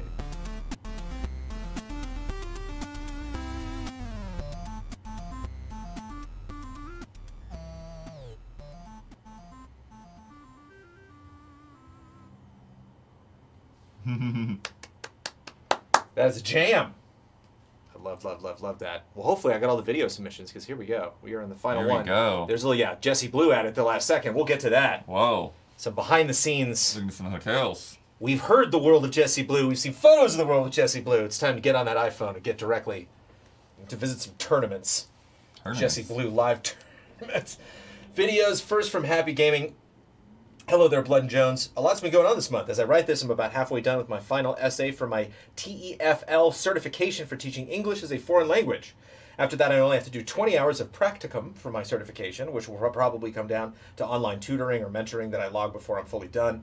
It's come at a stressful time, though. My girlfriend and I are also getting prepped as we can move back to Washington State to be close to our families next month, and planning to move cross-country, let alone during COVID, sucks. Beyond all of that, though, there are good things to come that I look forward to. Moving is the worst. Moving sucks.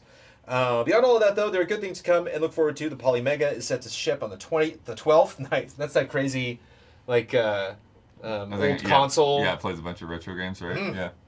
As long as you got them. I first pre-ordered it in 2018, first heard about it as a retro blocks prior to a rebrand back in like 2016. There's been a lot of things that have happened to make this hard to get a hold of, from the coup in Myanmar affecting their supplies to the AMD chip shortages and more. It's been a long road getting here, but as a lifelong retro game enthusiast, I couldn't be more excited to get my hands on it. For those who don't know, this is a modular console that lets you play CD-based games like PS1. He is submitting a video here. He just wants to go on about the Polymega, which is like, But these long-time submitters, it's like, it's on brand. It's fine. Just comment, short, submit a video, short comment. For those who don't know, it's a modular console that lets you play CD-based games like PS1, Neo Geo CD, and Saturn with modular attachments you put on it to play NES, SNES, Genesis, TurboGrafx, all region-free and upscale to 1080p with the promise of more consoles to come in the future. Use your physical games, and then you can save the game's data onto the console to play using from the hard drive with some of the highest quality emulation sound developed specifically alongside the system, unlike systems like the Retron that stole their emulation coding and have poor performance and replication. It gets me absolutely stoked to play and review my back catalog. Reminds me too, how do you all capture PS3 footage? The HDCP on the system means that it doesn't like communicating with the Elgato I typically use for basically any other system. For the review, how do we... Is there like a trick there? There's two different ways that we do. We haven't had to capture a lot of PS3. We just stream a lot of it. Yeah, so Damiani has an HDMI splitter that works, that bypasses HDCP somehow. So that's how we've been streaming from the PS3 this past weekend. And then I personally have just used component out and have gone through a converter that way. And that's a little, the old converter I've used is a little, I mean, it's a cheapy. And so it kind of creates like this slight ghost image. But then with YouTube compression and stuff, you don't see it too bad. So it's kind of okay. But now that I've got the RetroTink, I'm curious to see how that looks. Because everything I've seen from people's feedback with RetroTink has been kind of amazing. So I'm curious. Most people are showing it off with like NES, Super NES, things like that. I'm curious how it looks just doing like a component signal from an HD system. And these are markets I'm not paying attention to. Anyways, wow, yeah. But yeah. Oh boy. But basically the easiest thing is the splitter that Damiani's got. For the review this month, I've got a game called Road to Guangdong. I hope everyone enjoys it. As always, I love to hear constructive criticism and thoughts. I've just gotten started on getting into the horror mood for October, finishing up RE5 first off. So for next month, I'm hoping to have a nice horror game review for everyone. Luckily, Devotion now that it's released. Until then, though, I hope you enjoy it. Feel free to check out patreon.com/happygaming to find all my past reviews for free. Love you all. Take care of yourselves. Practice that mindfulness and meditation. Love and respect, Brian from Happy Gaming. The video is over 6 minutes, too. So he's just pushing every single limitation he possibly can. He didn't make me cut it off. I look like the bad guy. Giant comment. Happy gaming. Take it away.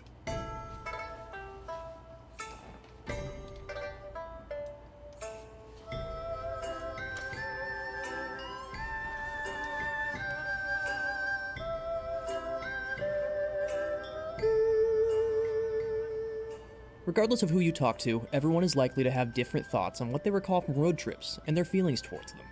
The sense of unbound adventure that comes from exploring the unknown. Lots of road trip accompanied games. in laughs. But as my car was running on fumes as I just barely made it into a gas station deep in the night while playing Road to Guangdong, it made me recall that there's also another side of road trips that we typically selectively forget about. Road trips can be a journey with wonderful company to exotic, unfamiliar destinations, but they can also be laborious and sometimes stressful.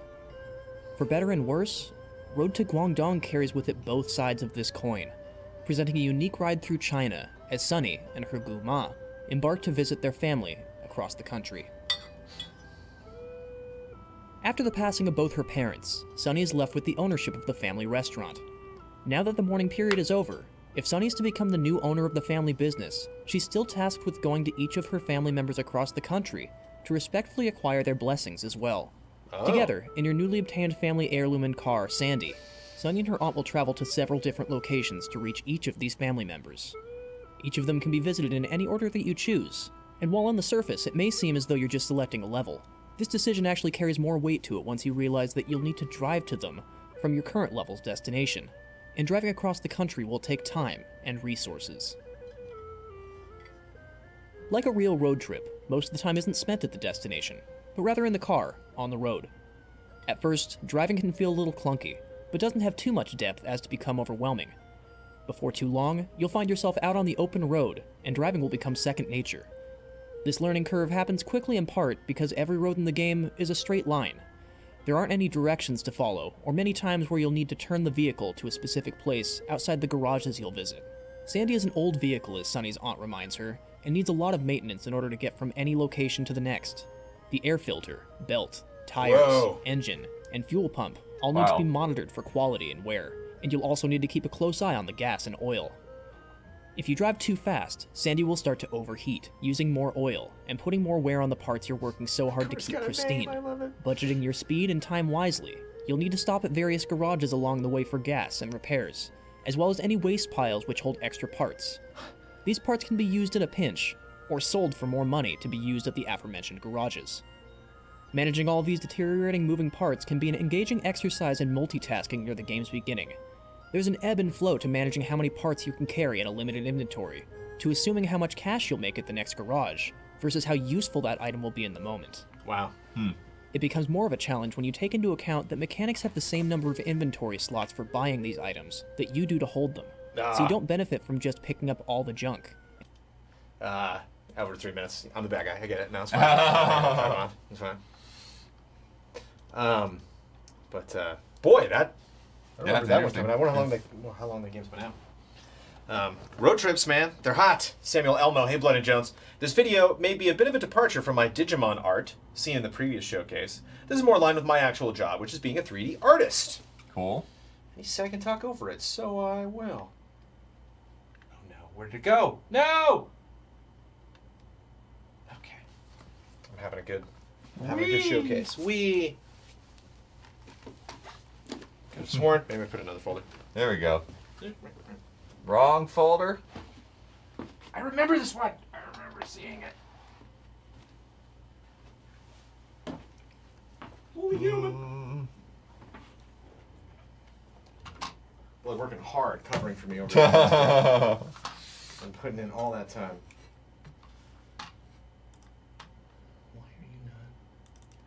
Well, the best cover was last night, which I don't think we mentioned on stream. The best cover? Yeah, well, I sent you the code for Kiwi, but then you never actually downloaded it. Oh, yeah, that was fun. But I did download the other one the day before, since they sent us two. Wonder if we got any funny emails in the meantime.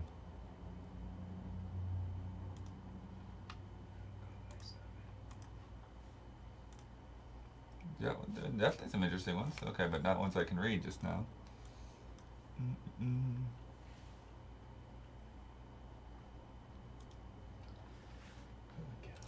Dying Light 2 doing a lot of promotion. They're talking about audio Yeah, stories. they're spending so much money on that game. I hope they make it back. I think it was really not in a very cozy position to do like a ton of that stuff. But Audiobook Rosemary introduces players to the history of Dying Light 2 Stay Human. Rosemary is an urban legend from the world of Dying Light 2. Stay human. They had to add that stupid... Oh my gosh. Created especially for people who like scary stories told by the bonfire at night. The Rosemary is the first in a series of short audiobooks about events so amazing that it's hard to believe they might have happened. It's some pretty amazing events, I gotta be honest. They're pretty amazing. We can check them out. Alright, here we go.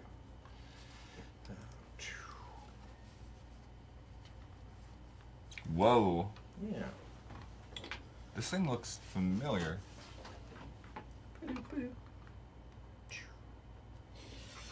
Hello, Bun and Jones. This video will be a bit of a departure from my Digimon art scene in previous showcase. It's more in line with my actual job, which is being a 3D artist. The video contains a teeny tiny portion of some behind the scenes on making an animated character. I had the space whale sculpt back from 2008 when I was still at uni. I never finished it and thought it would be a nice side project to use in the Unreal Engine 5 beta. Alas, it's entered the pile of unfinished side projects that sits on my hard drive. I didn't want to let it go to waste, and I thought it best to at least show it off where I got to. and give a little insight into 3D art. Apologies for footage taken from my phone. Some of these things I had to upload directly to my Instagram stories. There is no audio, so please feel free to talk over it. Cheers and enjoy. Subsurface scattering.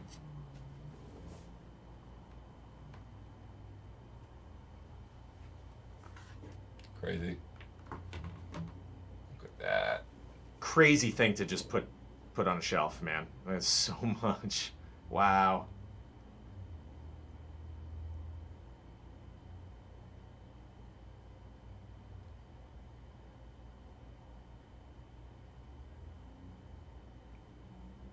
Unreal 5 is coming.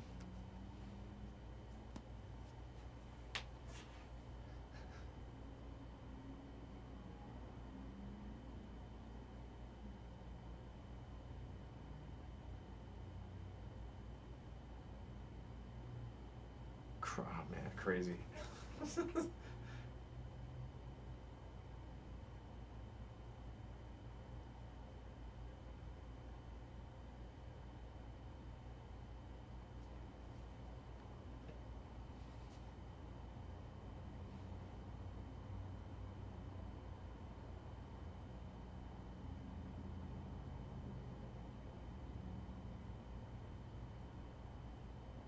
Whoa.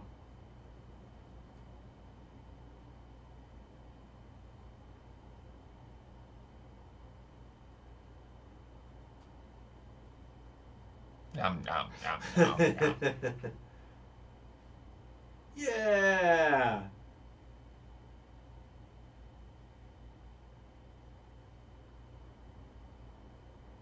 The eye thing is pretty nuts. Oh!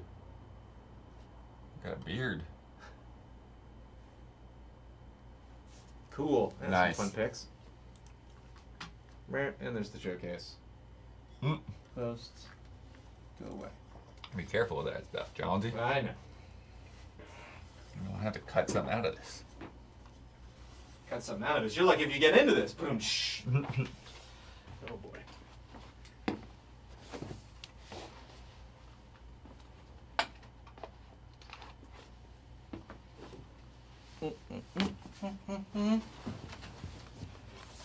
Hello again. From Sarah Knight.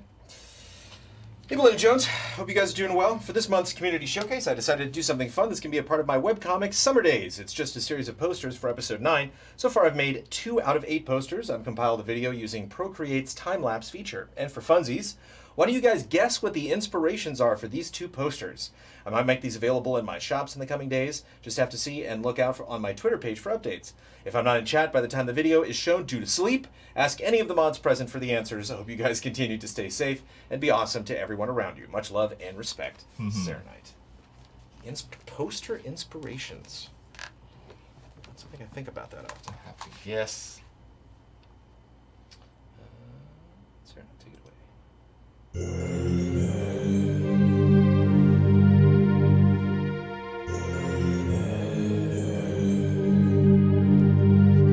Dragon flare.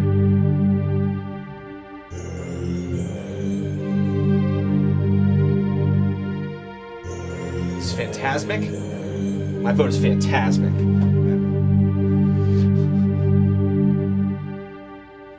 Dragon Slayer's good though. Starting to think Beauty and the Beast. Or not Beauty and the Beast, Sleeping Beauty. It's Toon also. Sorry.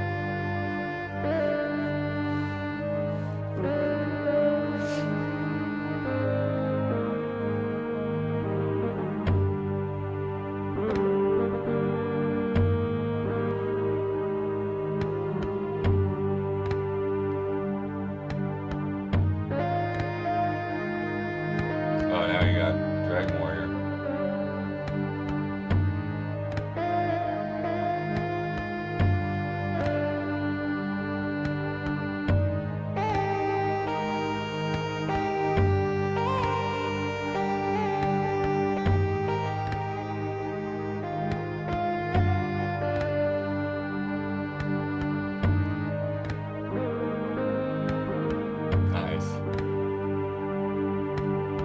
Right? Is that just Dragon Warrior?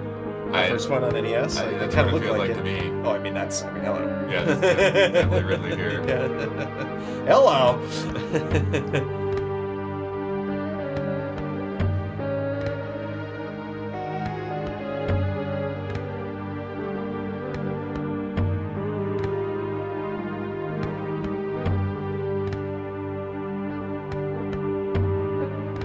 The shading is so cool.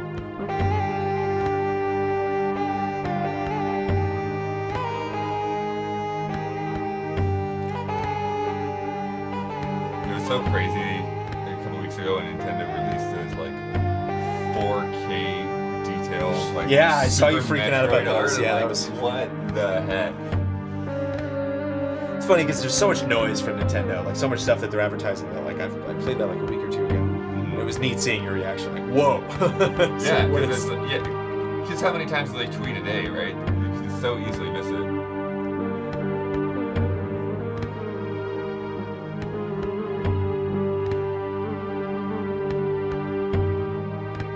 Yeah, I really like this interpretation.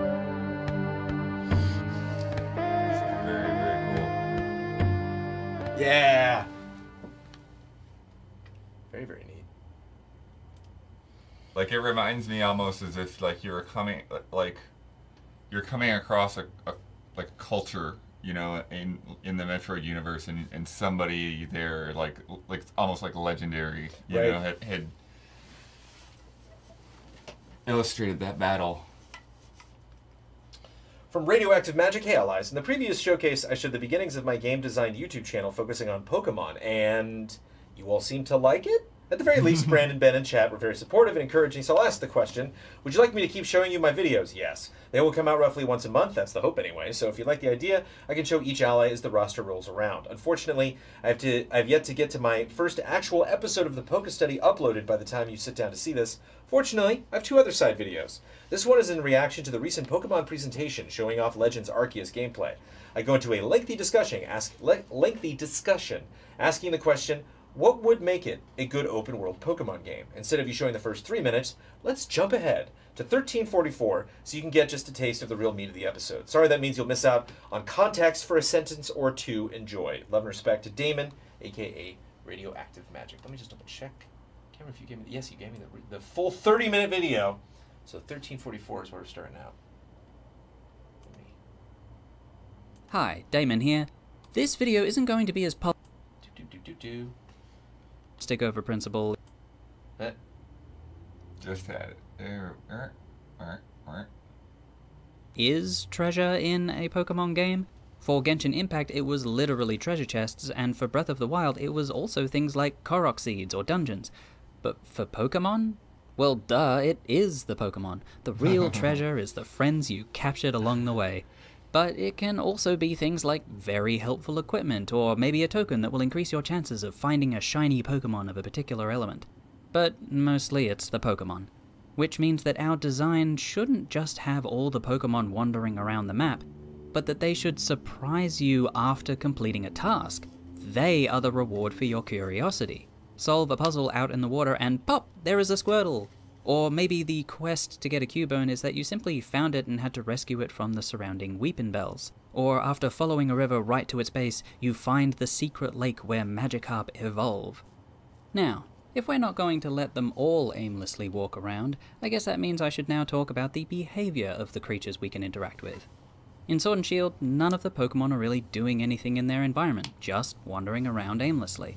Despite the fact that Game Freak had sleeping and eating animations for all of them, they'll only do those things in the camp. However, we know now that, in Legends, Pokemon will be walking, eating, and sleeping in the wild. And it is just...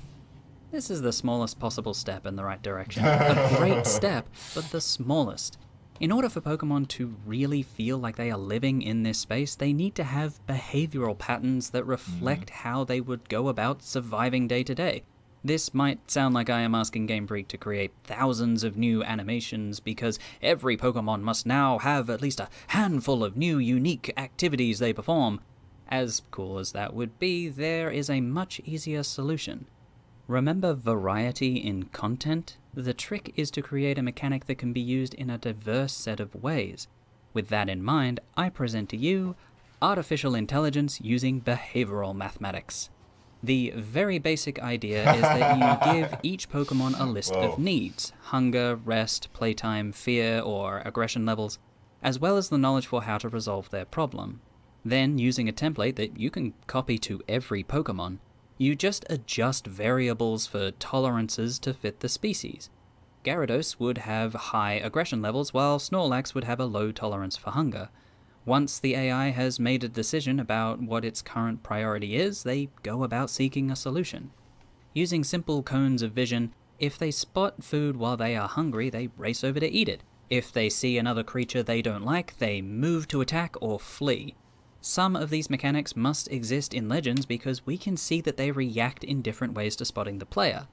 What I hope for here is that Game Freak really goes the extra mile by having Pokemon work together. If multiple Pachirisu are hungry, maybe they run around in a group looking for something that will satisfy all of them. 32 minutes, that video. That is someone who does a very good job explaining things. As someone the things that you are explaining also make sense. Majority of Pokemon time in the past few years has been in Pokemon Snap. I mean, I get it. Like, that's the cool thing about Pokemon Snap is seeing, you know, what the animals are doing at different times of day. And so, yeah, going from that to, you know, this big open world game, yeah, that feels like a setback in a way. But they're just wandering around, not doing anything. I remember playing, it's amazing what those little tiny details, stuff in the Pokedex, how they represented pictures and sprites versus stuff in game. We were playing Red and Blue. I remember like going through the Pokedex and I was like, oh, they got a little sound that they do. And Boston was like, oh yeah, they all have their own like individual little sound effects. I was like, he's like, well, you're really impressed with that. I was like, that's more than I was expecting. That's kind of cool. That like you just go into the Pokedex on a Game Boy and just be like they all have these little like, weird sounds they do. Goes a long way, little details like that. Esteban Mateus, salutations Jones and Blood. My brother Eleazar and I are very happy to be able to pitch in and become EZA patrons. This is our very first submission to the community showcase. We've been fans since the Game Trailers days. We also love to create video game content in both English and Spanish for our YouTube channel Chuta Koopas. CHUTA Koopas. All one word. This time we are presenting the pilot episode for our new show Game Snack. I'm hungry now. A micro-review format presentation dedicated to highlight mostly indie games and fan-made projects, mixing game analysis with humor, inspired by Screw Attack, and of course, by the great work you've done all these years. This one is about Steel Assault from Tribute Games. As we hope you'll like it, just press play and take a bite. Love, respect, Esteban and Eleazar, a.k.a. Chuta Koopas. Take it away.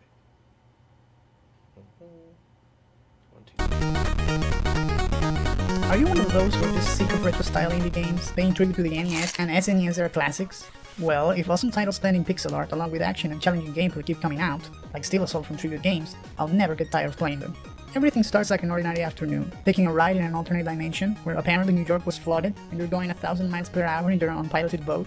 Suddenly but smoothly, some robots in jetpack carrying warriors show up and start showering you with bullets. Then casually, some dude flying a small Robotnik-style ship with spiky tentacles appears to rip you to shreds. You barely make it out alive, the boat goes crazy and blows up against the shore. So, just an average afternoon in Steel Assault then.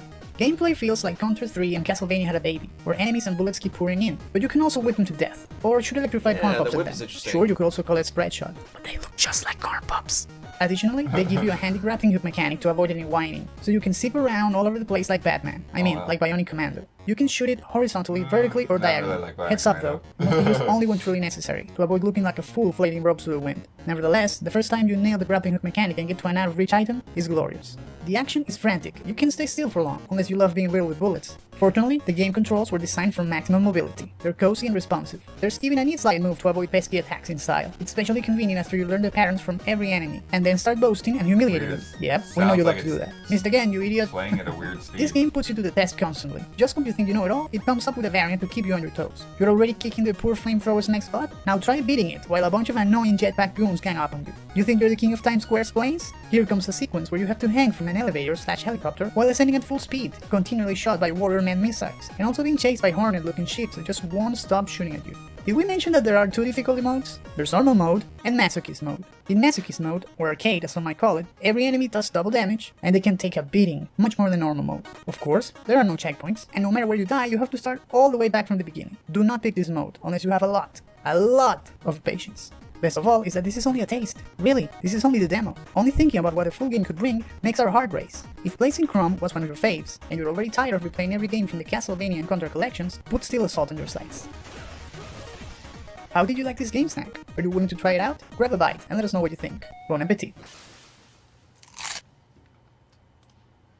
I mean, I don't know. I actually don't know that it's the video assault. That might have been some weird exploit thing. Yeah, but interesting. One thing I will say is if the scan lines are optional in a game like that, they really don't do you any favors in capture because YouTube just destroys them. And also scaling makes it get weird as well, going to larger and smaller sizes.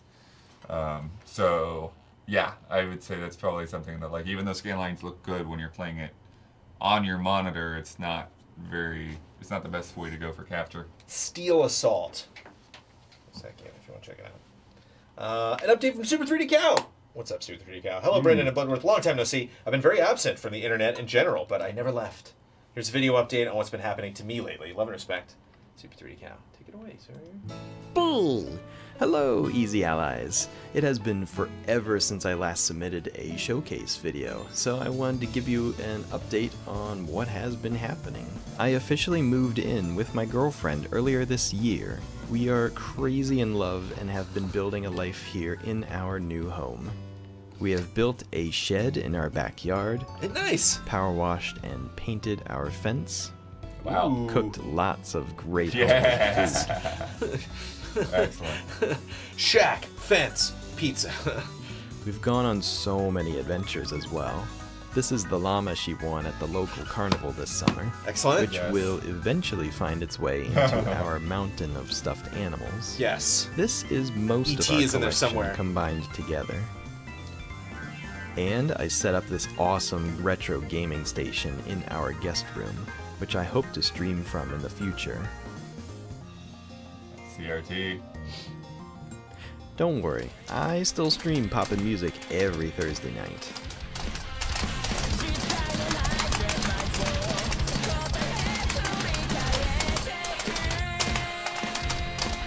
But one of the craziest things I have done lately is that I decided to quit my job about 3 weeks ago and became a full-time content creator. Oh wow. I now stream almost every day with a whole variety of games. Warlag is good. He's decimating. Snorlax is still something even after getting that big nerf a couple of days ago. Yeah, I saw that. I was like, oh man, they decreased a lot of his stuff. It was ridiculous. I mean, Mr. Yeah. There's so many. Oh, another big one. That's the class. Nice paint job on the assault rifle. That's what. There he is. Nice to you. Yeah, ooh, he almost left and then he got stunned. No ammo. Look at ammo. Oh, abstraction. But also streaming non-gaming related stuff as well.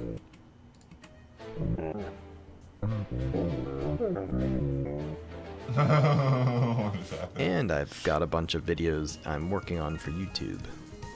It is definitely tricky to figure out how to get myself out there so people can find me. If you have any words of wisdom you are willing to share, I would greatly appreciate it.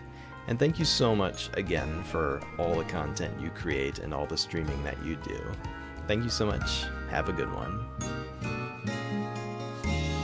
Nice. I don't want to give the showcase to anybody as like official advice. It's a good way to get your eyeballs on people who watch the community showcase here at Easy Allies. But that's always the trick. One thing that I always say that you're Super 3D Cow, I would like use you as an example to give advice to other people, is that you were wonderfully consistent. You produce so much stuff. And you are like my one and only outlet. It's like Star Citizen. It's like you are literally like poppin' music. It's the you are poppin' music in my life. People deserve to have more poppin' music in their life. From Bo, I managed to have some time to make another devlog. Love and respect. That's Nice. it. The devlog speaks for itself. Take it away, Bo. Hey everyone. I haven't posted anything in a while because of my work, but thankfully the 50 to 60 hour work weeks are over and I can continue working on the game. So today I'll show you some stuff I worked on in the past months. Tired of working in 2D for so long, so I decided to experiment with 3D platforming. The idea for this was to create a movement mechanic around momentum. The faster you go, the further you jump. You'd use downhill ramps to go faster, and you could roll to go even faster. But I stopped because the movement system wasn't consistent, and the game was more annoying and frustrating than fun. Then went back to my 2D game. I made a moving object the player can hang on, but the player can't jump upwards and can't slide along the wall. So I need to fix that. Also tried my hand at improving the camera. But trying to work while your brain and body are exhausted isn't the best thing to do. So I just made things worse. Look at this jumble of garbage. What was I thinking? This just doesn't make any sense. What is this jumble of garbage, Bo? Come on, I went back man. and changed it. I now have most, if not all, control going into this small function, instead of the jumbled mess before. When there's a change, it, for the most part, pans and zooms the camera smoothly. I implemented a simple camera panning transition when the player enters a new room, and also put in camera blockers on walls, so when the player is next to a wall, I can stop the camera from going into it. Continuing to work on making modular city assets for the game, I'm liking how it's going so far. Objects are very low poly, but not too simple for my tastes. I can use multiple simple objects to create a more complex and interesting composition of structure. I was having a hard time thinking of the style of assets that I wanted. They go more complex or more simple. I finally found what I was looking for after watching Pixel Pusher's video, World Building Part 1, 3D Design for the 2D Artist. It demonstrates how he uses Blender to make 3D buildings, renders them out, then paints the rendered pictures in Photoshop. Probably wondering why my assets are just blue, yellow, and purple. I didn't want to texture them yet, and I figured if they looked good as simple colors, then they look good as finished textures. Now I'm experimenting with shaders. Usually I would make multiple of the same asset like a wall, but unwrap them differently and give them different textures on a trim sheet. But I was thinking instead of have duplicates of essentially the same wall, I would make duplicates of the shader, but move the texture coordinates to match up with the asset. These are the same wall assets, but with different shaders applied to them. And now I can swap out tile walls with concrete ones, and I don't have to unwrap, export, and import multiple assets. I just need to do one. Originally, I only had a male protagonist because the story called for it, but as development went on, the story felt less important. And if it's not integral to the story, why not let the player be whoever they want to be? So I started a quick prototype of a female character. A quick model and outfit, but barely started on the hair. I hate hair. I can draw hair no problem, but modeling hair is so tedious and frustrating to me. But I'll get it done because I doubt many people only want to play as bald people. Well, that's all I have. Thanks for watching. Updates like that are so precious. Thank you, thank you. That is absolutely fascinating. Not just like how you're doing everything, and not just to look at like a lot of the coding elements and the HUD and everything, but just like, I got tired of 2D, I got to do 3D. You know, it's like just like a decision like that is so fun to get into your head. From James Anderson, hi Jones and Blood. After years of work, I finally managed to release a puzzle game I've developed on itch.io. Just a few days too late to show off in the August community showcase. Now as I prepare to hopefully have a Steam release later this month, I unfortunately can't say the store page is there live in time for the showcase either, but it will be soon. In case the important thing is I have a launch trailer. Let respect Jimmy, aka This Name Is Lame, on Twitch. Yeah, take it away. Love me some trailers. No.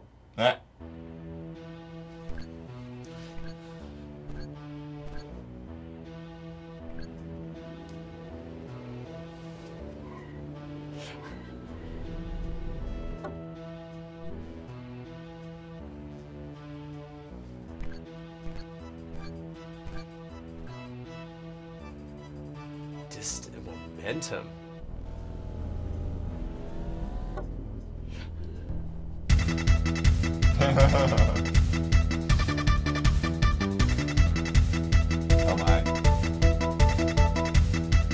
combine this with the road trip game. Right.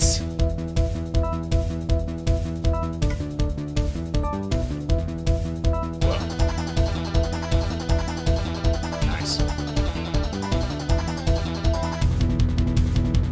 Pats. Pat. Roger. George. Pathological tires. I see what you did there with the titles. Yes. There's your URL. Nice. Path. Tires. I love it. Yeah, I'm curious to see how that game really pushes back. From Jesse Blue, hi Jones, Bloodworth, and chat. Greetings from the Midwest. We spent this Labor Day weekend at the USA National Karate Championships at the Renaissance Hotel in Schaumburg, Illinois. I decided I wanted to try my hand at piecing a few video clips and photos together to show how the event went and to get to know the software a bit better. Feel free to start the video now and the rest of the video while playing. I didn't have a chance to record VO like I wanted to. Cool. So here we go. And it was the video was a little hot, or the background audio was a little hot, so cool.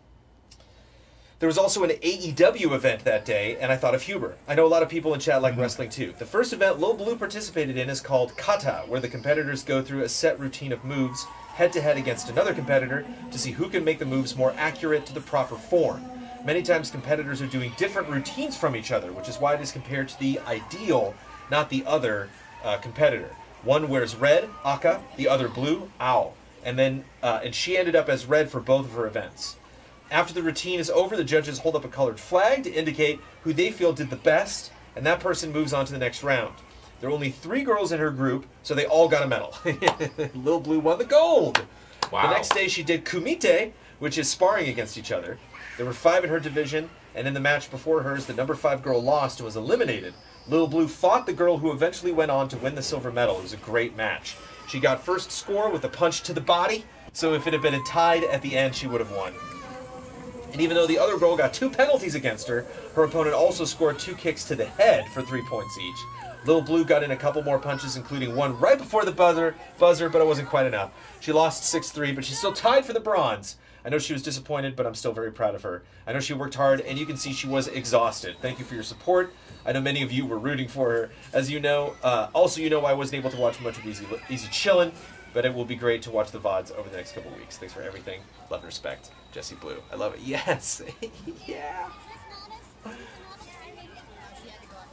You're the best around. No one's gonna ever keep you down. AEW was there at the same time as Uzi. Uzi's like, what? What about AEW? Apparently they were at this venue at the same time.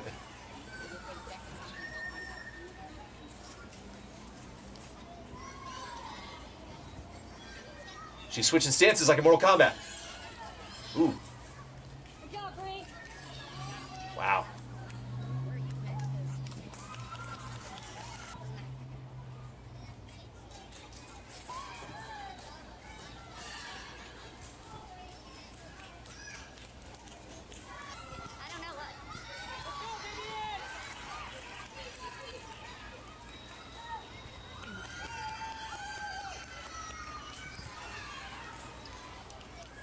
It's 2-6 now, so she's going to get that extra point in. Oh!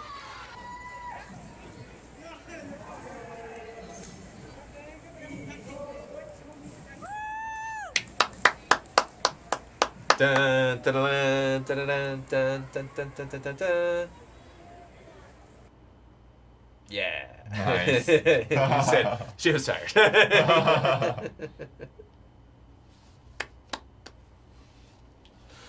Little Blue. Well done. Love that. It's a little slice of life. Finally kicking the whole things off unless Arm Switch corrects me, from Nick Gothic. Here's another video since I think that people want to hear my voice, so it's a thing now. It's I know. a thing. I know. When you read a couple things and people like your voice, you got to read more things. It's rough. It's a rough beat, but sometimes it happens. I made this in a late night binge yet again when I should have been doing my job instead. This one's a little tricky because I talk about and sample a pretty distinct music artist, but it's a bootleg of a live performance, which to my knowledge has never been officially adopted by the group, and thus I don't think by general it means it should make a copyright strike. Sounds cool. So what again? Say what again? It's a bootleg of a live perform. Wait, it's It's a bootleg of a live performance. Oh no. It's probably not a good idea. If ever in the future it does happen, please don't hesitate to use the mute option. Also, there are a couple of spots here where I have a flashy strobe-like effect. Although going through the Nintendo route, I tried to mute it down by darkening the shots to make it easier on the eyes. But if you're a small section, it can be a bit too much, so please use this warning. And sorry for the trouble. I just show a single drawing at the end, which I doubly do so here. So we can check out the here. If it's we can't show the video. We can. They didn't get any strikes, but we'll see. We can at least. There's the image from Nick. But it's the last video. Blood's going for it. Hello, Brands, and hello, Bloods. This entire August ran by like a breeze. There was a lot of skating involved as I was trying to tackle inclines and have my first players. And in general improvements, so that's great. And also I had my birthday. I turned 29. I invited some friends over and we was watching Rocky Horror Picture Show for the first time. And I think the general feeling was it was magical for us. It's a magical movie. On the Don't Dream It Be It section, I just really wanted to be there and join them. Swimming in this pool in a tight corset and just met with all the other buddies. Geez, they know me well. Rocky Horror has its issues, but I maintain it's bloody great queer cinema. With August also came a really awful ragweed allergy that took me off guard. I also had a nasty bacterial infection at the same time. I was just so helpless for much in August. And the summer's ending. I thought it was going to last forever, but now instead it just made me really sad. It was at this time, just resting, that I took a deep dive into what I think is one of the most important musical documents in history. The Beatles live at Star Club in Hamburg, Christmas 1962. This is an amazing timepiece of the Beatles at the moment before they became famous, and I'm endlessly grateful for whoever had the savvy to record this bootleg. What's amazing about it is that it shows the Beatles on the extreme in terms of technical proficiency. Lennon and Harrison both said this was the best concert they ever played, and it's also a good demonstrator of the edge they had before Brian Epstein had to tone them down. They fight with drunken headlers a lot and swear so much. A lot of people think the Stones are really provocative, but in truth even the Stones and all their chops from the early Beatles. You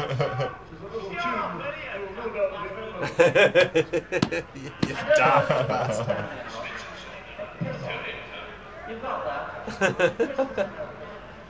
Christmas and John teases Paul in the lyrics of A Taste of Honey. Paul says fuck off to an audience member. And the performance of Shimmy Like It has to be seen to be believed. It's so electrifying.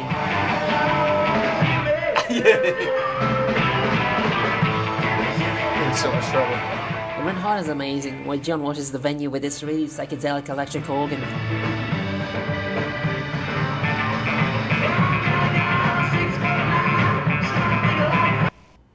She got a figure like one, John. She got a figure like what? God, I love the Beatles so much. Genuinely inspiring for my work. Also, it brings me no pleasure to confess, I struggle with schedules a lot. I always want to work on my comics, but I'm so sad to say I've never found the time to, and I always procrastinate. I don't know what to do, and I feel like time is just idling by. I'm not doing anything.